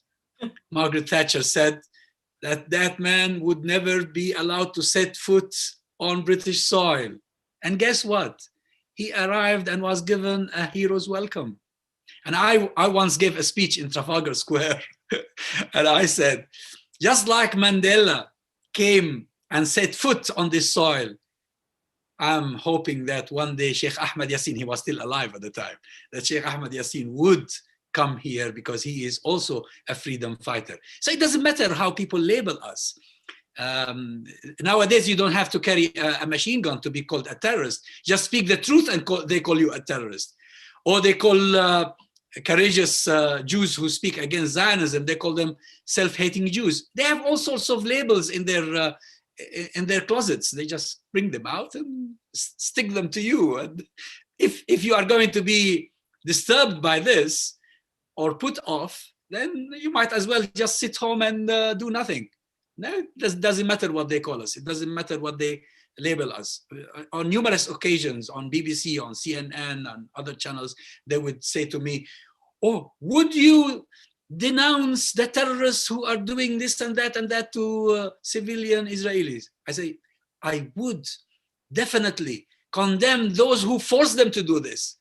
This is what terrorism is about. Terrorism is to force someone out of their home, leave them no option but to resort to violence. Now, who is the terrorist? It's the one who is forcing you to use violence, not yourself, because you've been denied your humanity, you've been denied your livelihood, you've been, like in Gaza, under siege, no, you cannot get medicine for your children, you cannot get food for them. It's just a terrible situation. So labeling doesn't frighten us. Two state, one state, what is your take on that? One state, two state? Look, I prefer to call it a situation rather than a solution, because that's not a solution. The only solution to any problem is to get rid of the causes of the problem. What is the cause of the problem in Palestine? Well, they took my mother's house. Okay, give my mother back her house. Or my mother is already dead. But I can tell you, sorry about this, someone is trying to call. My mother, until she died, if you ask her what her vision was, she wanted to go back to the house in which she was born and raised until 1948 in Beersheba. Now, my mother was born during the British Mandate. Her father was born during the Ottoman Empire. Our great ancestor, Tamim ad-Dari, was born under the Byzantine Empire. It didn't matter to us who ruled Palestine and whether it was an independent state or a part of an empire. We were still in our houses. We were in our land. We were farming our grapes and our olives, etc. So you see, talking about solutions is, as Professor Elan Pape rightly said, is a colonial sort of arrangement. For me, if, as I explained in my book, had the Israelis agreed to a long-term truce as offered by Sheikh Ahmed Yassin and later on by Hamas leadership, we would have ended up temporarily in a two-state situation. But that would not have been the solution, because the Palestinian refugees around the world want to see justice. And the two-state solution does not provide justice to anyone. Now, is it going to be a one-state solution? I don't know. That's possible. But that, again, is a situation that comes out of how the conflict is managed. Like in the case of South Africa. In the case of South Africa, the solution was not a single state, as people say. That was the fruit, that was the outcome. The solution was undoing apartheid. Similarly, in Palestine, the solution is undoing Zionism. Once you undo Zionism, we have no problem with the Jews. I personally have no problem with the Jews. I have so many Jewish friends who I see eye to eye with them, and we can recognize that there is justice here, there is oppression here on the basis of our humanity. Muslims, Jews, and Christians lived together for centuries. There was no problem. Zionism created the problem. Zionism is telling its adherents that because you happen to be Jewish, you have the right to come to Azzam Tamimi's mother's house, throw her out, take it from her, and turn it into your own residence, just because you happen to be Jewish. I mean, imagine if a Muslim comes to Britain and says to a British neighbor, oh, God, Allah says to me, this is my house, you must come out. I mean, people would send them to Ahmed House, right? Probably Zionists should go to Ahmed House, because it just doesn't make sense that because you happen to be Jewish, you are favored in a sense that you can persecute other people. It's not acceptable. Okay, all right. Thank you, Dr. Azam. Very interesting answer. I think is super interesting for me. Okay, our next panelist is someone very close to me as a medical clinician as well. So Dr. Ang Swee Chai. Dr. Ang Swee Chai was born in Penang, Malaysia. She grew up and studied in Singapore, obtained medical degree in 1973. I'm not born yet. And 76 masters in occupational medicine, University of Singapore. She's among the few non-Arab who got the start of Palestine because of what she did in Shabra and Shatila. And she obtained FRCS and completed her orthopedic surgical training in Newcastle upon Tyne in Northeast England. And she is the first female orthopedic consultant in St. Bartholomew and the Royal London Hospitals. So she has very strong involvement in Palestine, especially during the Shabra and Shatila. And as the video that we played before we begin the webinar, she spoke to UN and testified about the atrocities that has happened. Okay, so I have a few questions for Dr. Ang. So the first one is, Dr. Ang, you were a Christian Zionist before and now a Palestinian activist. So you co-founded the charity NGO Medical Aid for Palestine and was even awarded the Star of Palestine. Why and what has driven you to change the cause and fight for the Palestinian cause? So you wrote the book From Beirut to Jerusalem. You described your involvement during Shabra and Shatila murders in 1982. So can you tell us what actually transpired and why do you think this Palestinian issue is not a Palestinian issue? It's a humanitarian issue that transcends religion, race, and racial boundaries. Yes, Dr. Ang. Thank you, Dr. Said. Yeah, okay. That's a lot of questions asked together. Well, I grew up supporting Israel, okay? And I remember one of the highlights of my young Christian life is when Israel won the 6-day war. And we see it as an act of God. You know, we don't understand what's happening, you see. So I've got no idea that there are people called Palestinians until I actually stepped foot in the Middle East. And it happened in 1982 when, for the first time, we actually saw the scenes of murder and destruction and killing carried on by the Israeli Defense Force on a country called Lebanon. And every night, it was June 1982, and every night I came home, I saw buildings being bombed, children being killed, hospitals being destroyed, and lots of people being made homeless. And as usual, the BBC actually say this is to get rid of the Palestine Liberation Organization, which is the #1 terrorist in the whole world. So I because of the way I was brought up, I hated the PLO. I actually believed that they were terrorists. But as I watch on, I said, this is not destroying terrorists. This is killing innocent people, ordinary people. And of course, my church didn't help because they say, well, you know, you remember in the Old Testament, Joshua, the prophet Joshua, conquered Canaan and how many people were wiped out. But my vision of God is totally different. I believe that God made us. I believe that we are brothers and sisters in the eyes of God.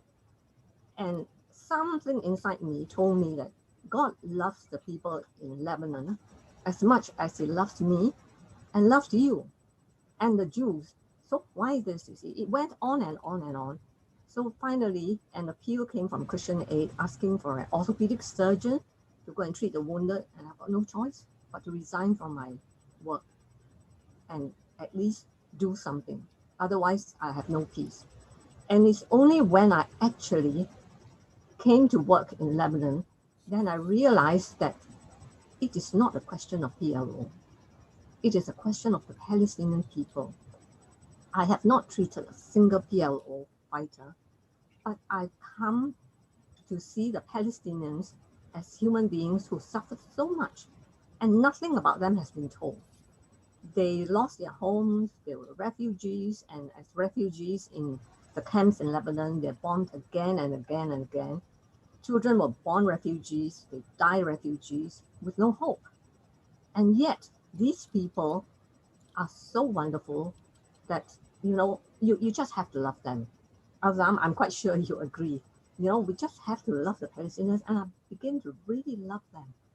I learned about their culture, what their aspirations are, and that all they want is to live like normal human beings with a right to a homeland, with a right to security, a right to freedom, a right to justice, and a right to life. These are very much what we want for ourselves and for our children. Why was it denied them? So shortly after my arrival, the PLO actually evacuated. 14,000 of them were put on boats to win a ceasefire so that Lebanon wouldn't be completely destroyed. That was a threat at the time. So now looking back, I realized that the evacuation of 14,000 Palestinians is actually breaking up 14,000 families. Because who are the people that were evacuated? They are the men, the fathers, the bread earners, the doctors, the administrator. All the important members of Palestinian society in Lebanon were all put on a boat to go so that the families who have already been destroyed by the 10 weeks of bombardment, of siege, and so on, no home, has got nothing to lean on. But yet these families came back to rebuild their lives. And I met them where they are. I sat in their broken homes and learned their stories. I looked at the embroidery, where they tried through the embroidery to remember their villages. And it was really moving and overwhelming. And it was all right. I would have stopped there and we become friends. But unfortunately, 3 weeks after the evacuation, Israel violated the ceasefire and drove in tanks, surrounded Sabra Shatila, and the families who have just returned to pick up their lives were massacred. I was working in Gaza hospital. They were completely defenseless because the PLO has gone. The international peacekeeping force, the American army have all withdrawn, and the camps are sealed, and they sent in their own allies, the Christians, and brutally murdered the Palestinians. So that was a turning point for me. That was how I realized and learned the story of the Palestinians in a very difficult way. And each one of them killed, there are some Lebanese, of course, has on their bodies a refugee identity card saying that they're refugees from Galilee, from Haifa, from Jenin, from all parts of Palestine. So if in life the world refused to listen to the Palestinians, then in death it should. And my hospital was ransacked. I couldn't work, and I decided, yes, the duty of the doctor is not only to mend wounds, we have to prevent it. And also, as a human being, I've witnessed this chapter of Palestinian stories, and it was very painful. I remember standing in front of the mass grave and said, God, why did this happen? What do you want me to do? And I looked back and I thought, I probably made a pledge to God at the time. Please give me the rest of my life to work for and with the Palestinians. Because I've been a Zionist, I've hated them, I've soaked up all the propaganda without investigation. So please let me walk with them and be their friend. So that's how I converted.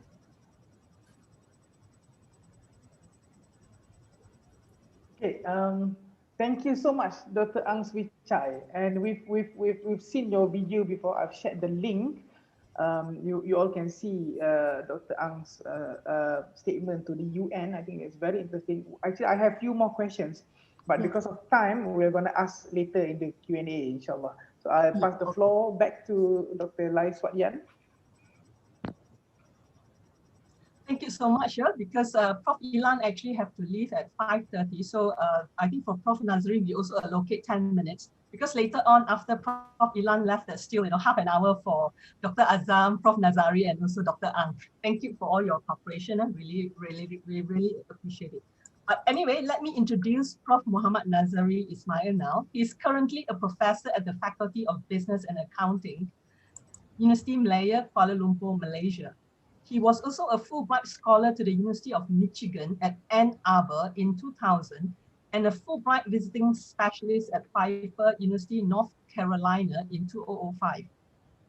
He is now the chairman of Palestine Progressive Association Malaysia and also chairman of BDS Malaysia. In 2018, he took part in one of the European Leagues of Freedom flotillas boat to Gaza. Okay. Prof. Nazari, of course, in terms of the UM community, you are no foreign. We always receive emails and whatnot from BDS of its recent activities, and I'm very thankful to that, and also very appreciative that you could be part of the panel. My first question to you is, you took part in one of the European Leagues of Freedom flotillas boat to Gaza that was mentioned in 2018. Share with us the motivation for you to be part of this journey then, and the experiences of the journey itself.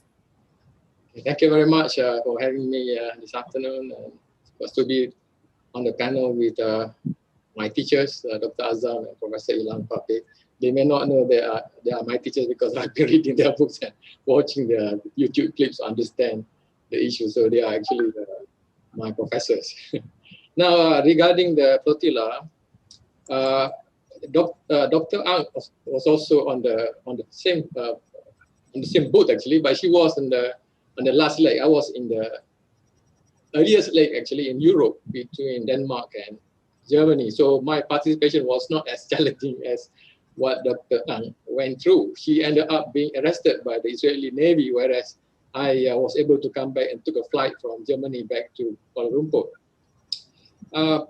But it was why did I participate in there? It was according to some people, was still very dangerous because you never know what the Israelis could do. They could sink the boat in the earlier stages, and that was possible. When we were in Denmark in Copenhagen, I remember we had a guard who was making sure that nobody attacked the boat or tried to sink the boat. And you know what? One of the guards, a lady, she told me she was an ex-military officer in the Israeli army. She was an ex-soldier in the Israeli army. And I said, "Why are you doing here?" I said, "I have left. I don't believe in Zionism anymore. I realized what we were doing were all wrong. I was the one who went to the school to talk about Israeli state campaigning the students to join the Israeli army. But now I realize it's all wrong. And I've left them, and now I'm working on the other side now.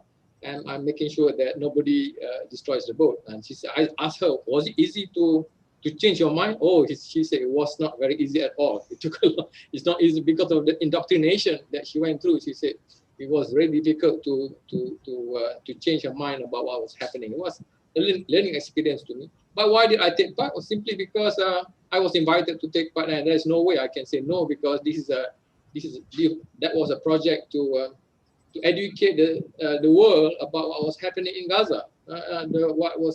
People were suffering in Gaza. Nobody cares about them.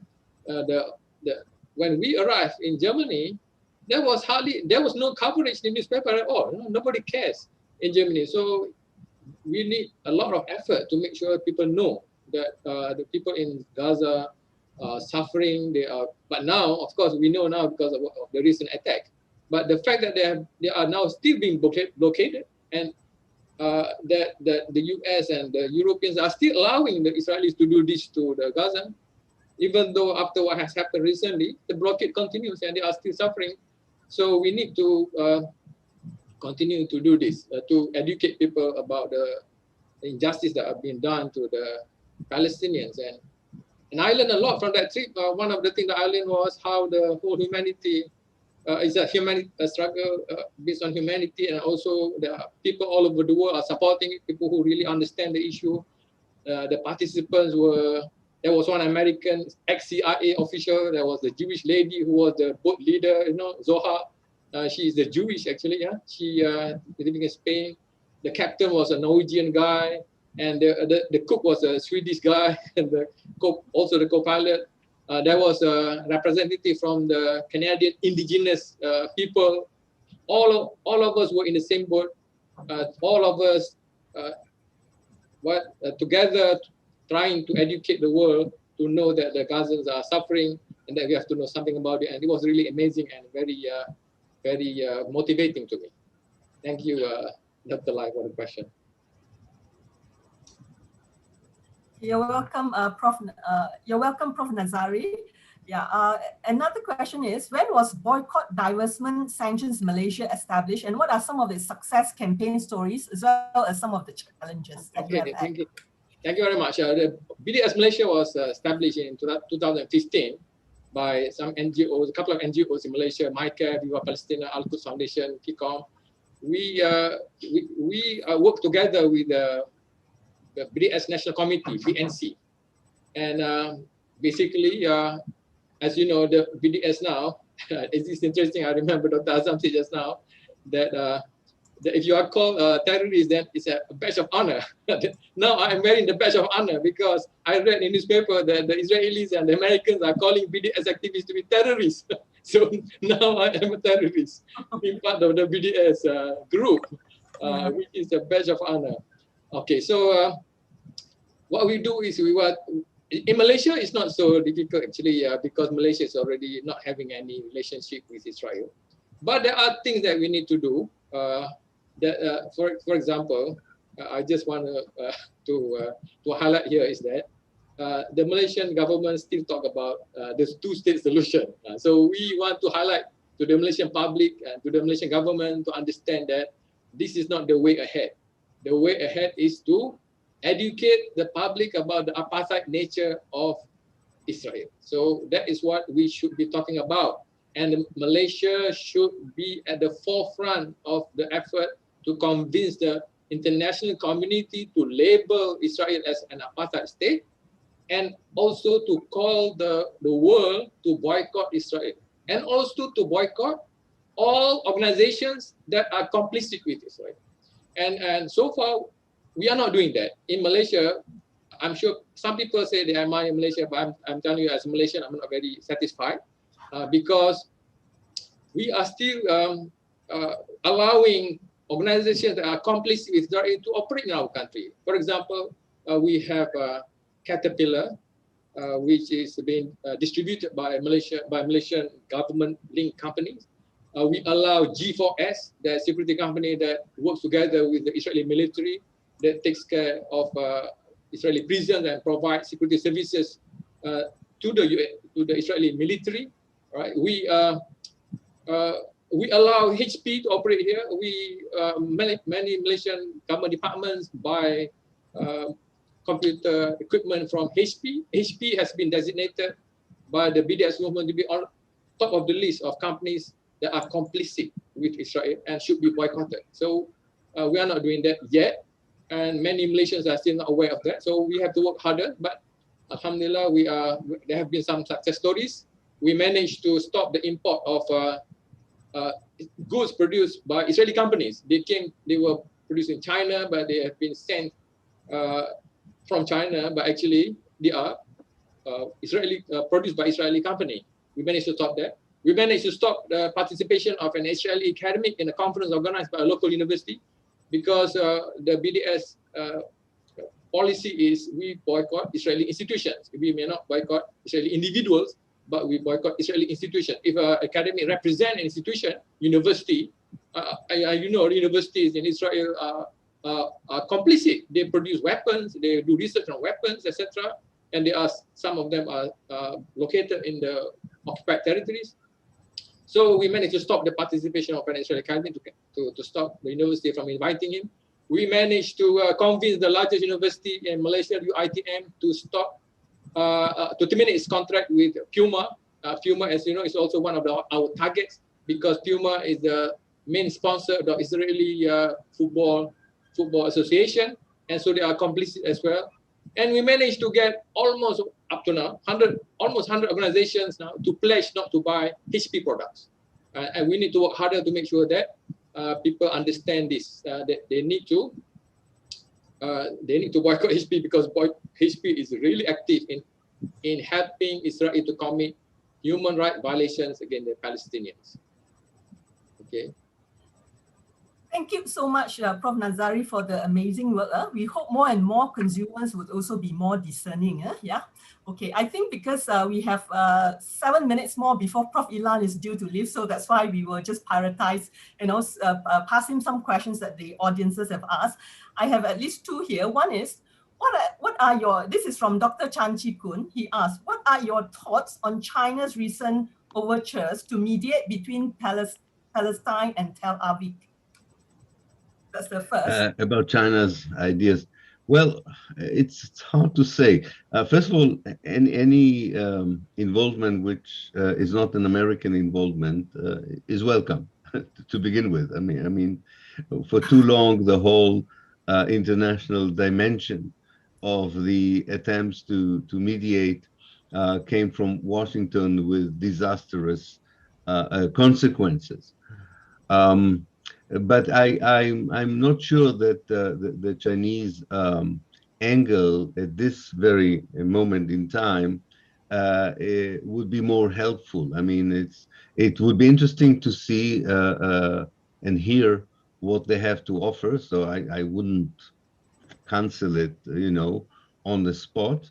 But I think, as far as I understand, and I'm not an expert on Chinese foreign policy, I think there is a very strong underlying economic basis for the Chinese policy in the Middle East, and also in the case of Palestine itself. And at this moment in time, if you are driven by economic motivation, you might not be very helpful in dealing with the situation we all talked about, which is the need to push forward the process of decolonization and de-Zionization of Palestine. I don't think China at this moment in time is willing to push forward for such a change, a drastic change or a dramatic change on the ground. Of course, there is the old Chinese position of the 1950s and the 1960s, which identified with the anti-colonialist struggle of the Palestinians, and the Palestinian left, at least, identified very strongly with some of the Maoist and Marxist-Leninist ideas. But I think China today doesn't offer yet a new paradigm, which is that different. But as I say, at least it would be interesting for once to listen to ideas that do not flow directly from Washington. But I don't think that this is the big news of the day, if you want. But as I say, of course, everyone is welcome to offer help, and provided they understand what is the issue and are not mesmerized or misinformed about its origins, its nature, and the basic steps that needs to be taken.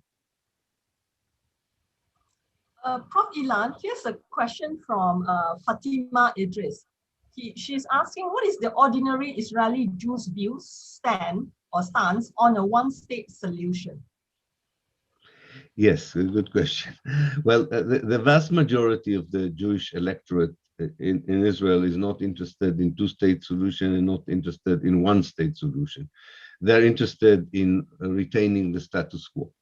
And I think, as Dr. Tamimi rightly said, this is the major message that they get from the Americans, whether it's Trump or Biden, and this is reassuring for them that nobody will force them, so they hope, to change the status quo, and therefore most of them regard the West Bank as a place that Israel manages quite efficiently. They are worried about the Hamas resistance in Gaza, but they don't think in terms of reconciliation or decolonization or even one state or two states. They really believe that they have the power and the network, the global network, to continue the status quo as it is. Maybe some of them, like the new prime minister, still hopes to officially annex Area C, which is 60% of the West Bank, to Israel. But again, I think we should understand that these are not the important issues, because whether they annex Area C or they don't annex Area C, what is important is that they continue to ethnically cleanse Area C. I think that's the issue. They are ethnically cleansing the Jordan Valley. They're ethnically cleansing Masaf Iriata, the southern area of Halil. They have already ethnically cleansed the heart of the old city in Halil, Hebron. They ethnically cleansed the Palestinians in the south, in the Nakab. They're strangulating the Palestinians who live in the Galilee. So I think these are the most important issues. And we have to recognize the vast majority of Israeli Jews stand behind these policies. They're not against them. And therefore, ideas such as the BDS are important. The ideas that you need the pressure, you need the resistance, because these people will not change their mind just because they'll have a nice debate with us. They would have to be forced to change their mentality and perception. And like the whites of South Africa, they didn't forsake apartheid because someone sent them a good article about the wrongs and evils of apartheid. They left apartheid because of the success of the ANC from the inside and the regime of sanctions from the outside. Otherwise they would have continued with apartheid. Nobody would have convinced them that there is something morally wrong with it. So I think we should understand what we are facing and not wait for a change from within the Israeli Jewish society. A change in the Jewish society in historical Palestine is an outcome of a successful liberation, decolonization. Is not a precondition for liberation, decolonization. I think that's very important to remember. And it's not our main concern.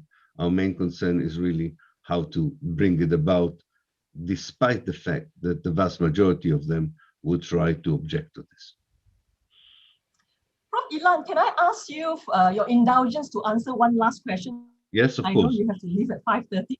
Yes. Okay, thank you so much. Yeah, and we can't agree more with you on the importance of international pressure, right? And that's a question pertaining to the role of Jordan and Saudi Arabia. This is from Kalman Azman, right? He's asking, what is the role of Jordan and Saudi Arabia in this current climate, in Palestine and the Zionist occupier? If you could speak a bit about that as well. Yeah, well, I think generally we all understand that certain regimes, quite a few regimes in the Arab world today, tend to think that they can reach an understanding.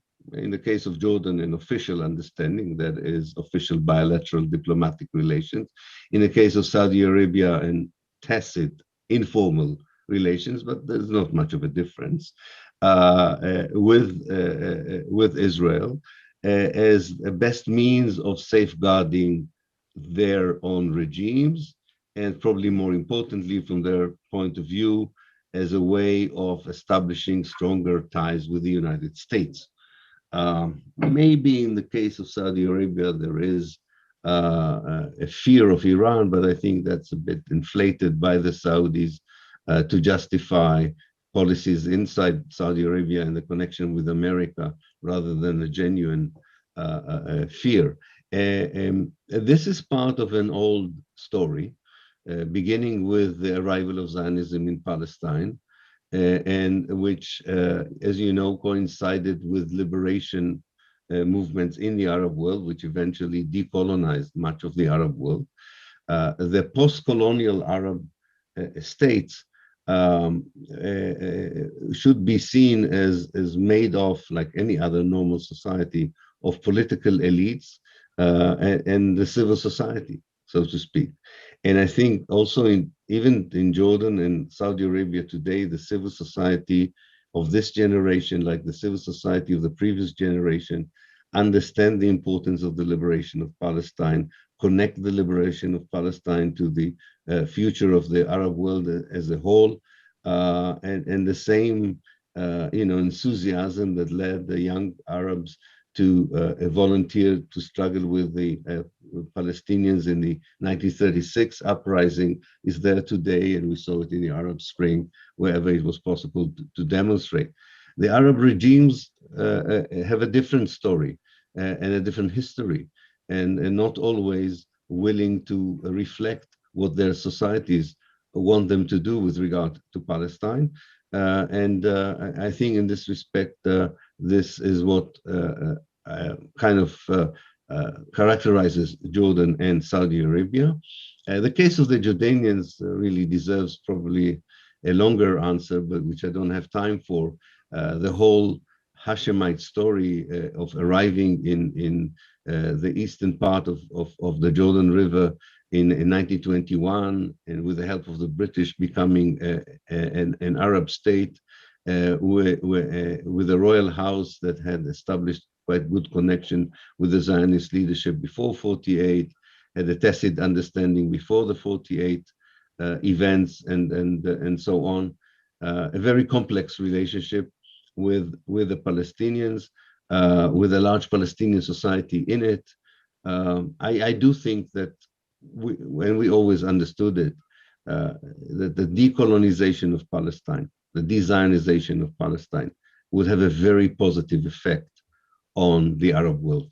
There's no doubt about it, in terms of making the Arab world a better place to live in, with a better future. And the Arab regimes that are willing to go along with Israel probably don't want this change to happen. Therefore, this will be part of the same problem, and they're interconnected. Thank you. And I do apologize that I have to leave you for another webinar, but I really enjoyed it, and thank you so much for having me. This is very important, especially for Southeast Asia. I feel that we are talking all the time to the West, and we should talk to the rest of the world, which is as important, if not more, in our struggle for freedom, justice, and liberation in Palestine. And thank you very much. Prof. Ilan, on behalf of the organizing committee, we also like to express our gratitude and also gratitude for your insightful contribution and comments on the situation in Palestine. Thank you so much. Thank you very much. Thank you. You would come back. And all the best. You would actually come back again, since there's still so much to to explore and talk about. Of course. Thank you. I will. Again. Thank you. Thank you. Okay, before we proceed, we have lots of questions actually, but I'm going to allow one of our participants who's been asking most of the question, and I think it will be interesting if we were to allow, Mr. Joseph O'Neill to actually speak. Thank you. Can you hear me? Yes, very clearly. Thank you. Fantastic meeting. Really pleased, and top marks to Malaya. I'm a chair of an interfaith for Palestine group in the UK. We meet weekly to discuss Palestine, and we pray individually for it, are mindful. The key issue, I mean, I've asked a lot of questions, and a lot of the questions, as you know, are often comments in themselves. But the key word that is coming up in our group, and that is the sort of theme for this year's meetings, is genocide. I'm an educated person, I'm a retired doctor. I've explored the issue of genocide. I have bought the book by the Jewish lawyer Raphael Lemkin, And I've looked at it in careful detail and come to the conclusion, as many of our group have, that what is happening to the Palestinians is a genocide. If you look at your chat box, I put in a quote from at 10:01 a.m. from Raphael Lemkin, the Jewish lawyer who coined the term genocide in 1944. That's from his book. If you read that quote, you'll see it describes exactly what's happening to the Palestinian people. I have great praise for Ilan Pappé. His book on the ethnic cleansing of Palestine was a monumental work. It's one of the top 3 books that I refer to when I'm thinking about Palestine. Very detailed, very unsurprisingly readable. And I've come to the conclusion that ethnic cleansing is essentially a euphemism for genocide. I'm going to stop talking. I'm just going to throw that out to the group and see what people's thoughts are. Thank you. Yes, who would like to, Dr. Azam, Dr. Ang, Prof. Nazari? Okay, Dr. Ang, you'd like to respond first? Yeah, over to you. Actually, talking about the question of genocide, I think KL is one of the first countries in the world who conducted a tribunal of genocide. Israeli genocide. You see, after the Sabra Shatila massacre, I participated in 5 commissions of inquiry. And in particular, the Sean McBride started by calling it genocide, but under pressure, changed it to crimes against humanity. So, you know, I witnessed the Israeli Kahan Commission and so on and so forth. I've talked myself out. But I think the KL tribunal is the first one who actually conducted a proper tribunal trying Israel for genocide. And it has been concluded.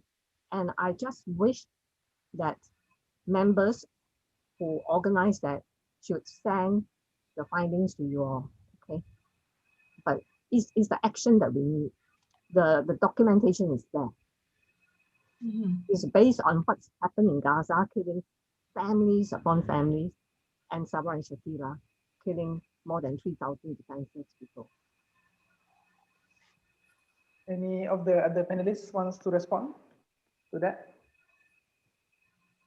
Okay, I think Dr. Azam is probably the best person to respond to the question. Genocide, euphemism, or okay, a description of what's actually happening? Okay.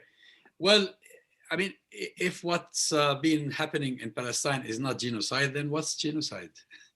I mean,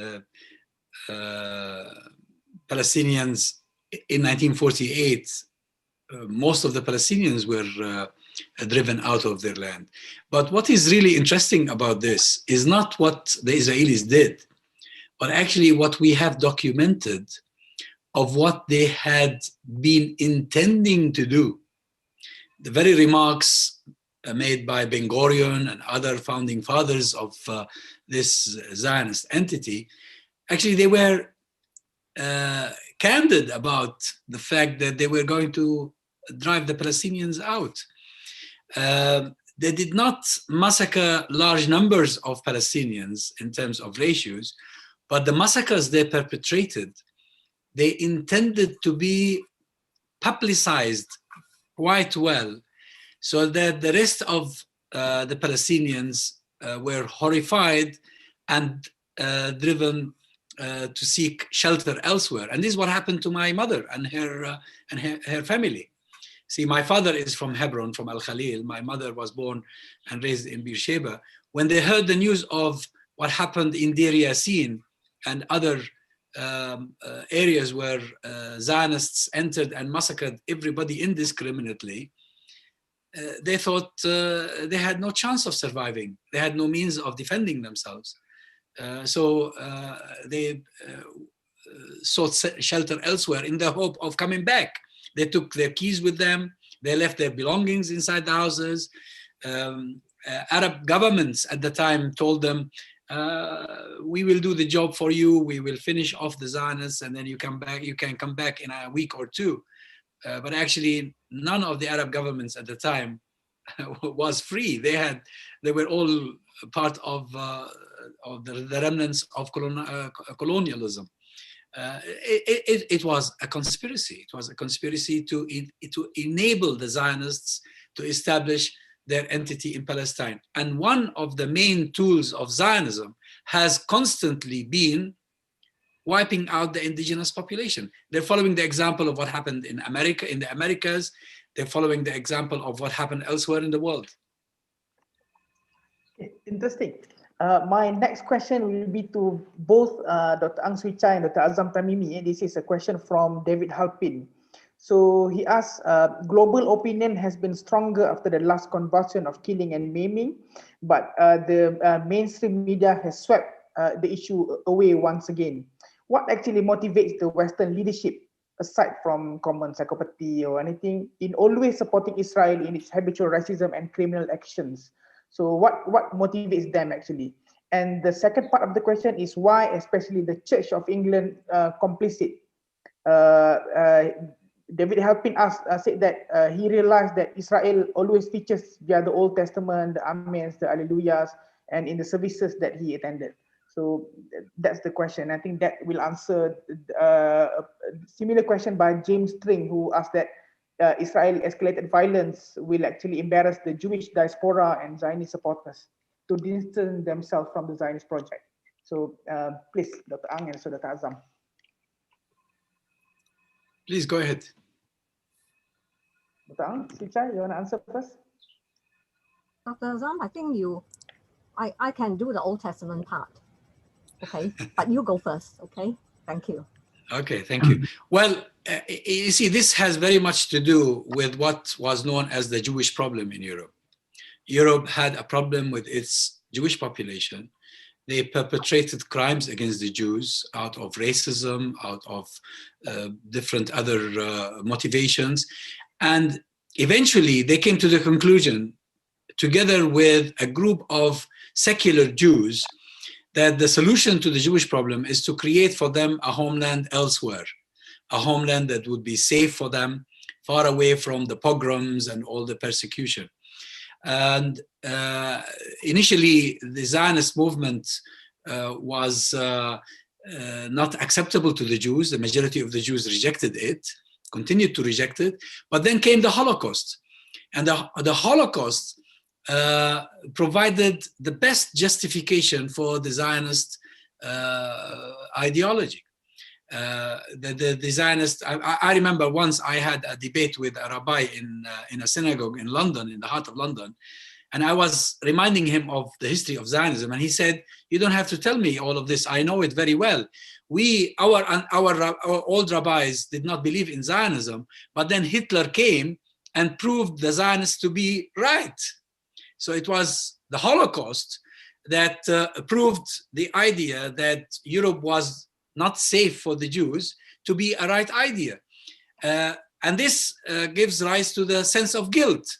Many Europeans feel guilty about this. But there's also an ideological aspect that is to do with Christian Zionism, because Christian Zionists always believed that their Messiah would not come until all the Jews were sent back to Palestine.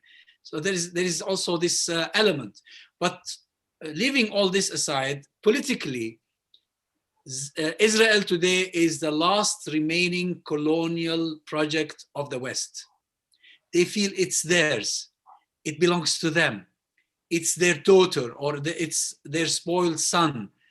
And hence is the very special relationship between Europe and America on the one hand, and Israel on the other. So there are a multitude of factors involved here.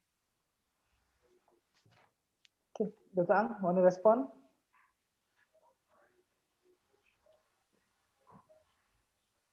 Right. You know something, for years and years, I've been teaching Christian Zionism to my Sunday school girls, okay?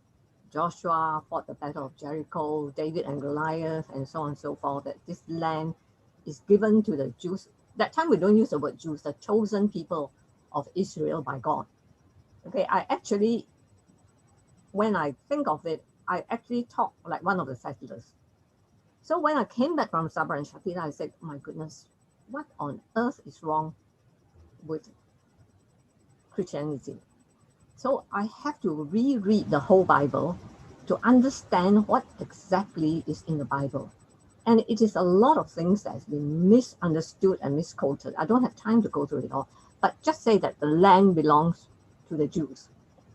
That land promise was given to Abraham, okay? And he's the father of the Jews as well as the Arabs. Ibrahim's firstborn son is Ismail, and his second son is Isaac. And God wasn't unfair. God actually promised Ismail that he'll make him a father of many nations, in spite of the fact that Ibrahim or Abraham sent, or Sarah, which is Abraham's Jewish wife, the mother of Jews, that time there's no Jews and nothing like that, into the desert to die twice, right? Anybody who are Christians will know that Hagar or Hajar, the first time she ran away, she was pregnant. And she was in the desert, not sure what to do. You see, and God called her, say, Hajar, what are you doing here? And who are you running away from? Then, I'm running away from my mistress. And God said, no, I hear you. I hear you. You are with a child. Go back. Go back. And although you have to submit to the cruelty of your mistress, I will be with you and protect the child. Now, that was in the Old Testament, which I never taught. I always taught my girls that, you know, the land belonged to Israel, you know, and so on and so forth. God has chosen the Israeli people and this and that. But I didn't read this part, but it was all in the Bible. And the second time is when Sarah forced Ibrahim to send, this time is Ismail, he's about maybe 13 years old, and his mother to go into the desert with only one bag of water to die. You all know that it's in the Quran, right? And she put the boy under a tree and cried out to God. And what did God do? God opened a fountain for them to drink, and Ismail becomes a very strong leader of all the tribes. In fact, if you read on the Bible, the whole of the Bedouins and the Negev and the southern belt all actually are land granted directly by God to Ismail. And the third thing is also the granting of the land to the Jews or to Ibrahim is conditional on one thing, because God says, walk thou before me and be thou perfect, and I'll make you an everlasting covenant. So there are three parts to the covenant. One is that Abraham will be a great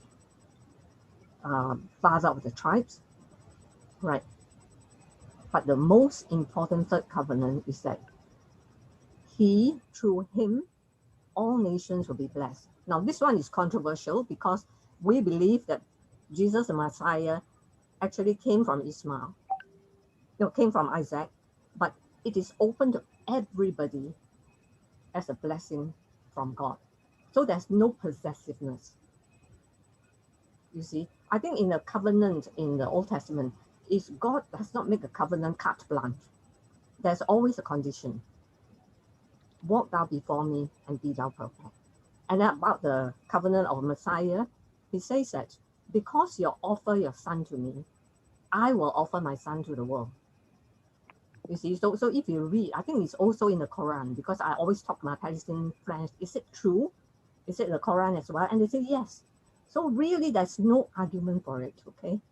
And genocide and killing and claiming and expelling people is an invention of the political Zionist Israel. It is nothing to do with the Israel of the Old Testament. In the Old Testament, Israel refers to the 12 tribes who are the children of Jacob.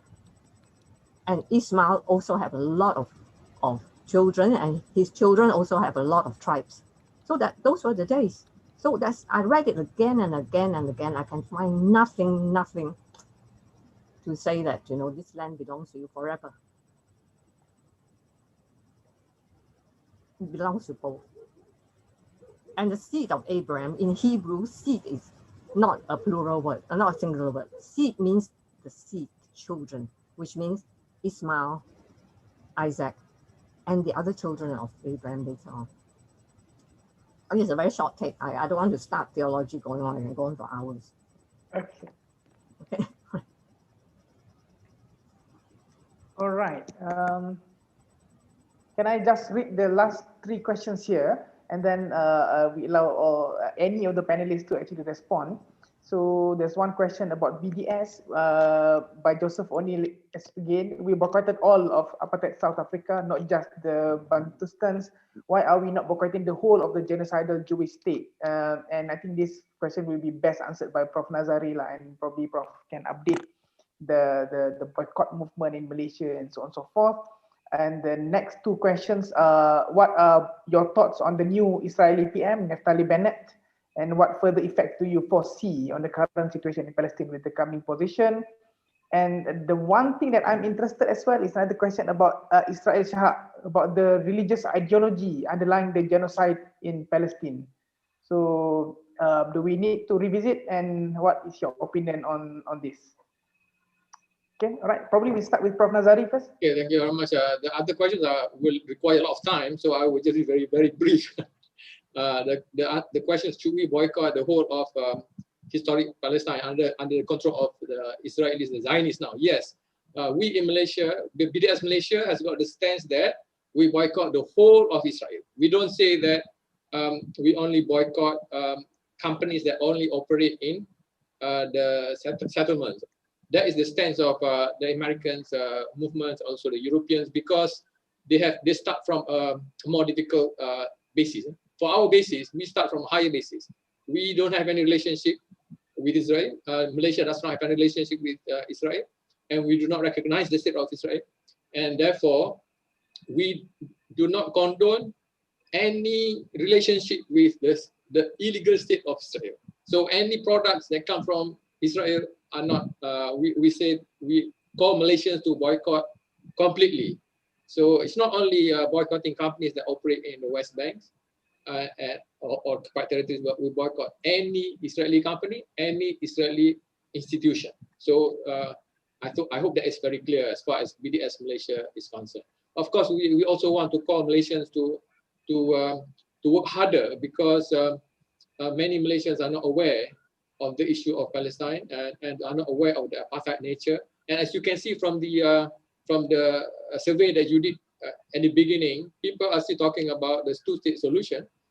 They don't understand Zionism. If they talk about the two-state solution, they don't understand the nature of Zionism. That the Zionists came to take everything, right? They, as you know, as we are witnessing now. So if you are talking about that, you are being very naive, as if you do not know that they want to clear up. They want the whole of the country for themselves, including the West Bank. So Malaysians have got to understand the nature of Zionism and the nature of the apartheid nature of the state of Israel. Thank you very much. And the rest, I'll leave it to the rest of the panelists. Thank you.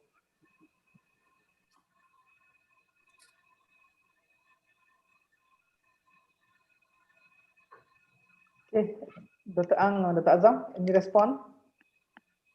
Well, regarding Bennett, as far as the Palestinians are concerned, I don't know whether he is worse or the same as Netanyahu. It will make no difference. In the political spectrum within Israel, he is further on the right. That's how they would classify him. But like Netanyahu, I believe he is only an opportunist. Of course, he's involved with the settler movement. He's been a leader of the settlers. But these politicians are all about their own self-esteem and their own empowerment. Whether it is Netanyahu or Bennett or Yair Lapid or whoever it was in the past or in the future, the only way to get them to recognize Palestinian rights is through struggle. If we are weak, if we give in, they will be encouraged to take more, because that's what it is about. Now they are so careful now, they are a lot more careful now in dealing with Jerusalem, simply because there is a threat of action from the resistance in Gaza.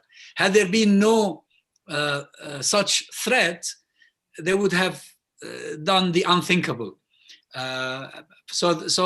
Yes, there are differences among themselves. They compete among themselves for power, for more power. But when it comes to the Palestinians, they are all Zionists and they all want the Palestinians out. Good. I just want to say something. If somebody wants to say something, I've said enough. But I think at this juncture, it's quite important that a lot of knowledge is good, okay? But at this time, I think we have to take stock as to what we can do as an international community, okay? There are very few things we have in our hands. Like me, for instance, I'm completely useless to Gaza because I've been deported 3 times, in prison twice. I cannot get into Gaza. But what can I do? Okay, Professor Ismail has talked about BDS. And I think it's so important that, you know, this is something which we should work at. That's the only thing we have in a powerful way. Number 2 is advocacy in the international scene. We just have to do it, no matter what they do. I think some of you already know Jewish Chronicle wrote something really wild and horrible about me. You know, the president of the Jewish Medical Association trying to associate me with the Protocols of Zion, which I don't even know what it is. But I think I'm going to read it now that you mentioned it. So we get all these thrown at us, but we have to speak up. You see, the Palestinians are paying with their life. Gaza, in order to defend Jerusalem, has invited this 11 days of concrete bombardment. It has been cancelled by the IDF. The children have their toys, they cannot play with it because they're dead. Right? The doctors are killed. You know, Shifa Hospital, all the roads to Shifa Hospital has been bombed so that the wounded has to be carried physically into the hospital. So this is the reality in Gaza. And also, you think of the 6 million Palestinians living in refugee camps. We must not forget them. They must be included every time we talk about Palestine, so that they will remember that they know, but we have to remind ourselves that we know that they are part of Palestine. So these are our duties, okay? Just to do it. And in Malaysia, I think it's not easy because, you know, you open your mouth and say, oh yeah, you know, Dr. Sui, she spoke to Malaysians, the anti-Semitic country. Who cares, you know? I think it's wonderful that, you know, you have a strong BDS campaign. I just wish we can have one like that in the UK. But right now, I'm saying some of our colleagues are actually, you know, picketing a lot of Israeli infrastructures like arms and so on and so forth. It is very difficult, but we will do it. And we'll look at it this way. You know, the Palestinians are there, they're steadfast, they're strong, you know. So we draw our inspiration from them. And we do not do anything without putting them in front of us. So every time I do something, I have in my mind Palestinian children, you know, standing unafraid, you know, ready to give up their lives for justice for their country. So that is our inspiration. Thank you, Dr. Ang Sui Chan. It's very, very interesting and it's very important as well. I think time is against us. So, but what we'll do is we'll allow 2 or 3 minutes to all panelists to just say their final thoughts, final rambling or important points for all the participants to carry forward. And then we'll end with Dr. Lai. So probably we'll start with Prof. Nazari and then Dr. Azam and last statement by Dr. Ang Sui Chan, and then I'll back to Dr. Lai Swadyan. Yep, Prof. Nazari. Please. Thank you very much. Very brief. Malaysians have been talking about Palestine for many, many years, flying the Palestine flag and then demonstrating. That is not enough. We have to go beyond that. Not collecting money to give to Palestinians. That is not enough. We have to go beyond that. We have to start calling the international community. The Malaysian government has got to be more serious to spearhead the international community to recognize Israel as an apartheid state and to boycott it completely. We want Israel to be treated like South Africa was treated. In other words, they shouldn't be at the Olympic. They shouldn't be at the World Cup. They shouldn't be allowed to join any of the international platform. By right, Malaysia should not join any functions where Israel is there. We should boycott any functions where Israel has been accepted, like the Olympic, for example, right? That's how the international community treated South Africa, and we should be doing exactly the same thing, because what is happening in Palestine is worse than what happened in South Africa. So we have to step up higher and not just come up with slogans. Slogans are not enough. We have to act on our words. Thank you. Thank you, Prof. Nazari. Dr. Azam. Well, I just want to thank you all for organizing this, and just want to say that this is a long-term struggle. We need to be ready to continue with resolve. But I have a good feeling about this. These days, I feel that the atmosphere is similar to the late 80s, just before a breakthrough was reached in South Africa. So I'm really optimistic that we are getting there. Okay, Dr. Ang, last parting statements. Oh, you're still muted, Dr. Ang. Okay, right. I've said a lot already, okay. I share with Dr. Tamimi, I'm optimistic too. Even in the worst of time, I'm optimistic. Because alhamdulillah, the Palestinians are very strong people. That is the main thing. During my darkest moments, my Palestinian friends, they don't cry sweet. Alhamdulillah, we are strong people. You take care of yourself. Now, what do you think, eh? So it's something so wonderful that, it gives us hope. And our hope is because of their hope. Dr. Lai, I leave the floor to you. On behalf of the organizing committee, that is the Academic Staff Association of University Malaya, the Academic Staff Association of IIUM, and also BDS, I would like to thank you all the esteemed panelists for their insights. Prof. Ilan, who has left just now, and Afas, Dr. Ang, Dr. Azam, and also Prof. Nazari. I definitely have learned a lot from all of you, and I hope the audiences has too.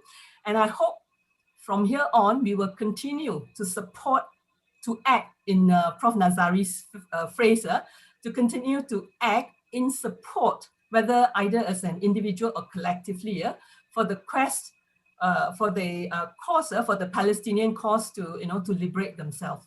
Yeah. Okay. Thank you so much. And once again, our deepest appreciation to all the esteemed panelists. Thank you, everyone. Thank you everyone for attending, and we'll see you again.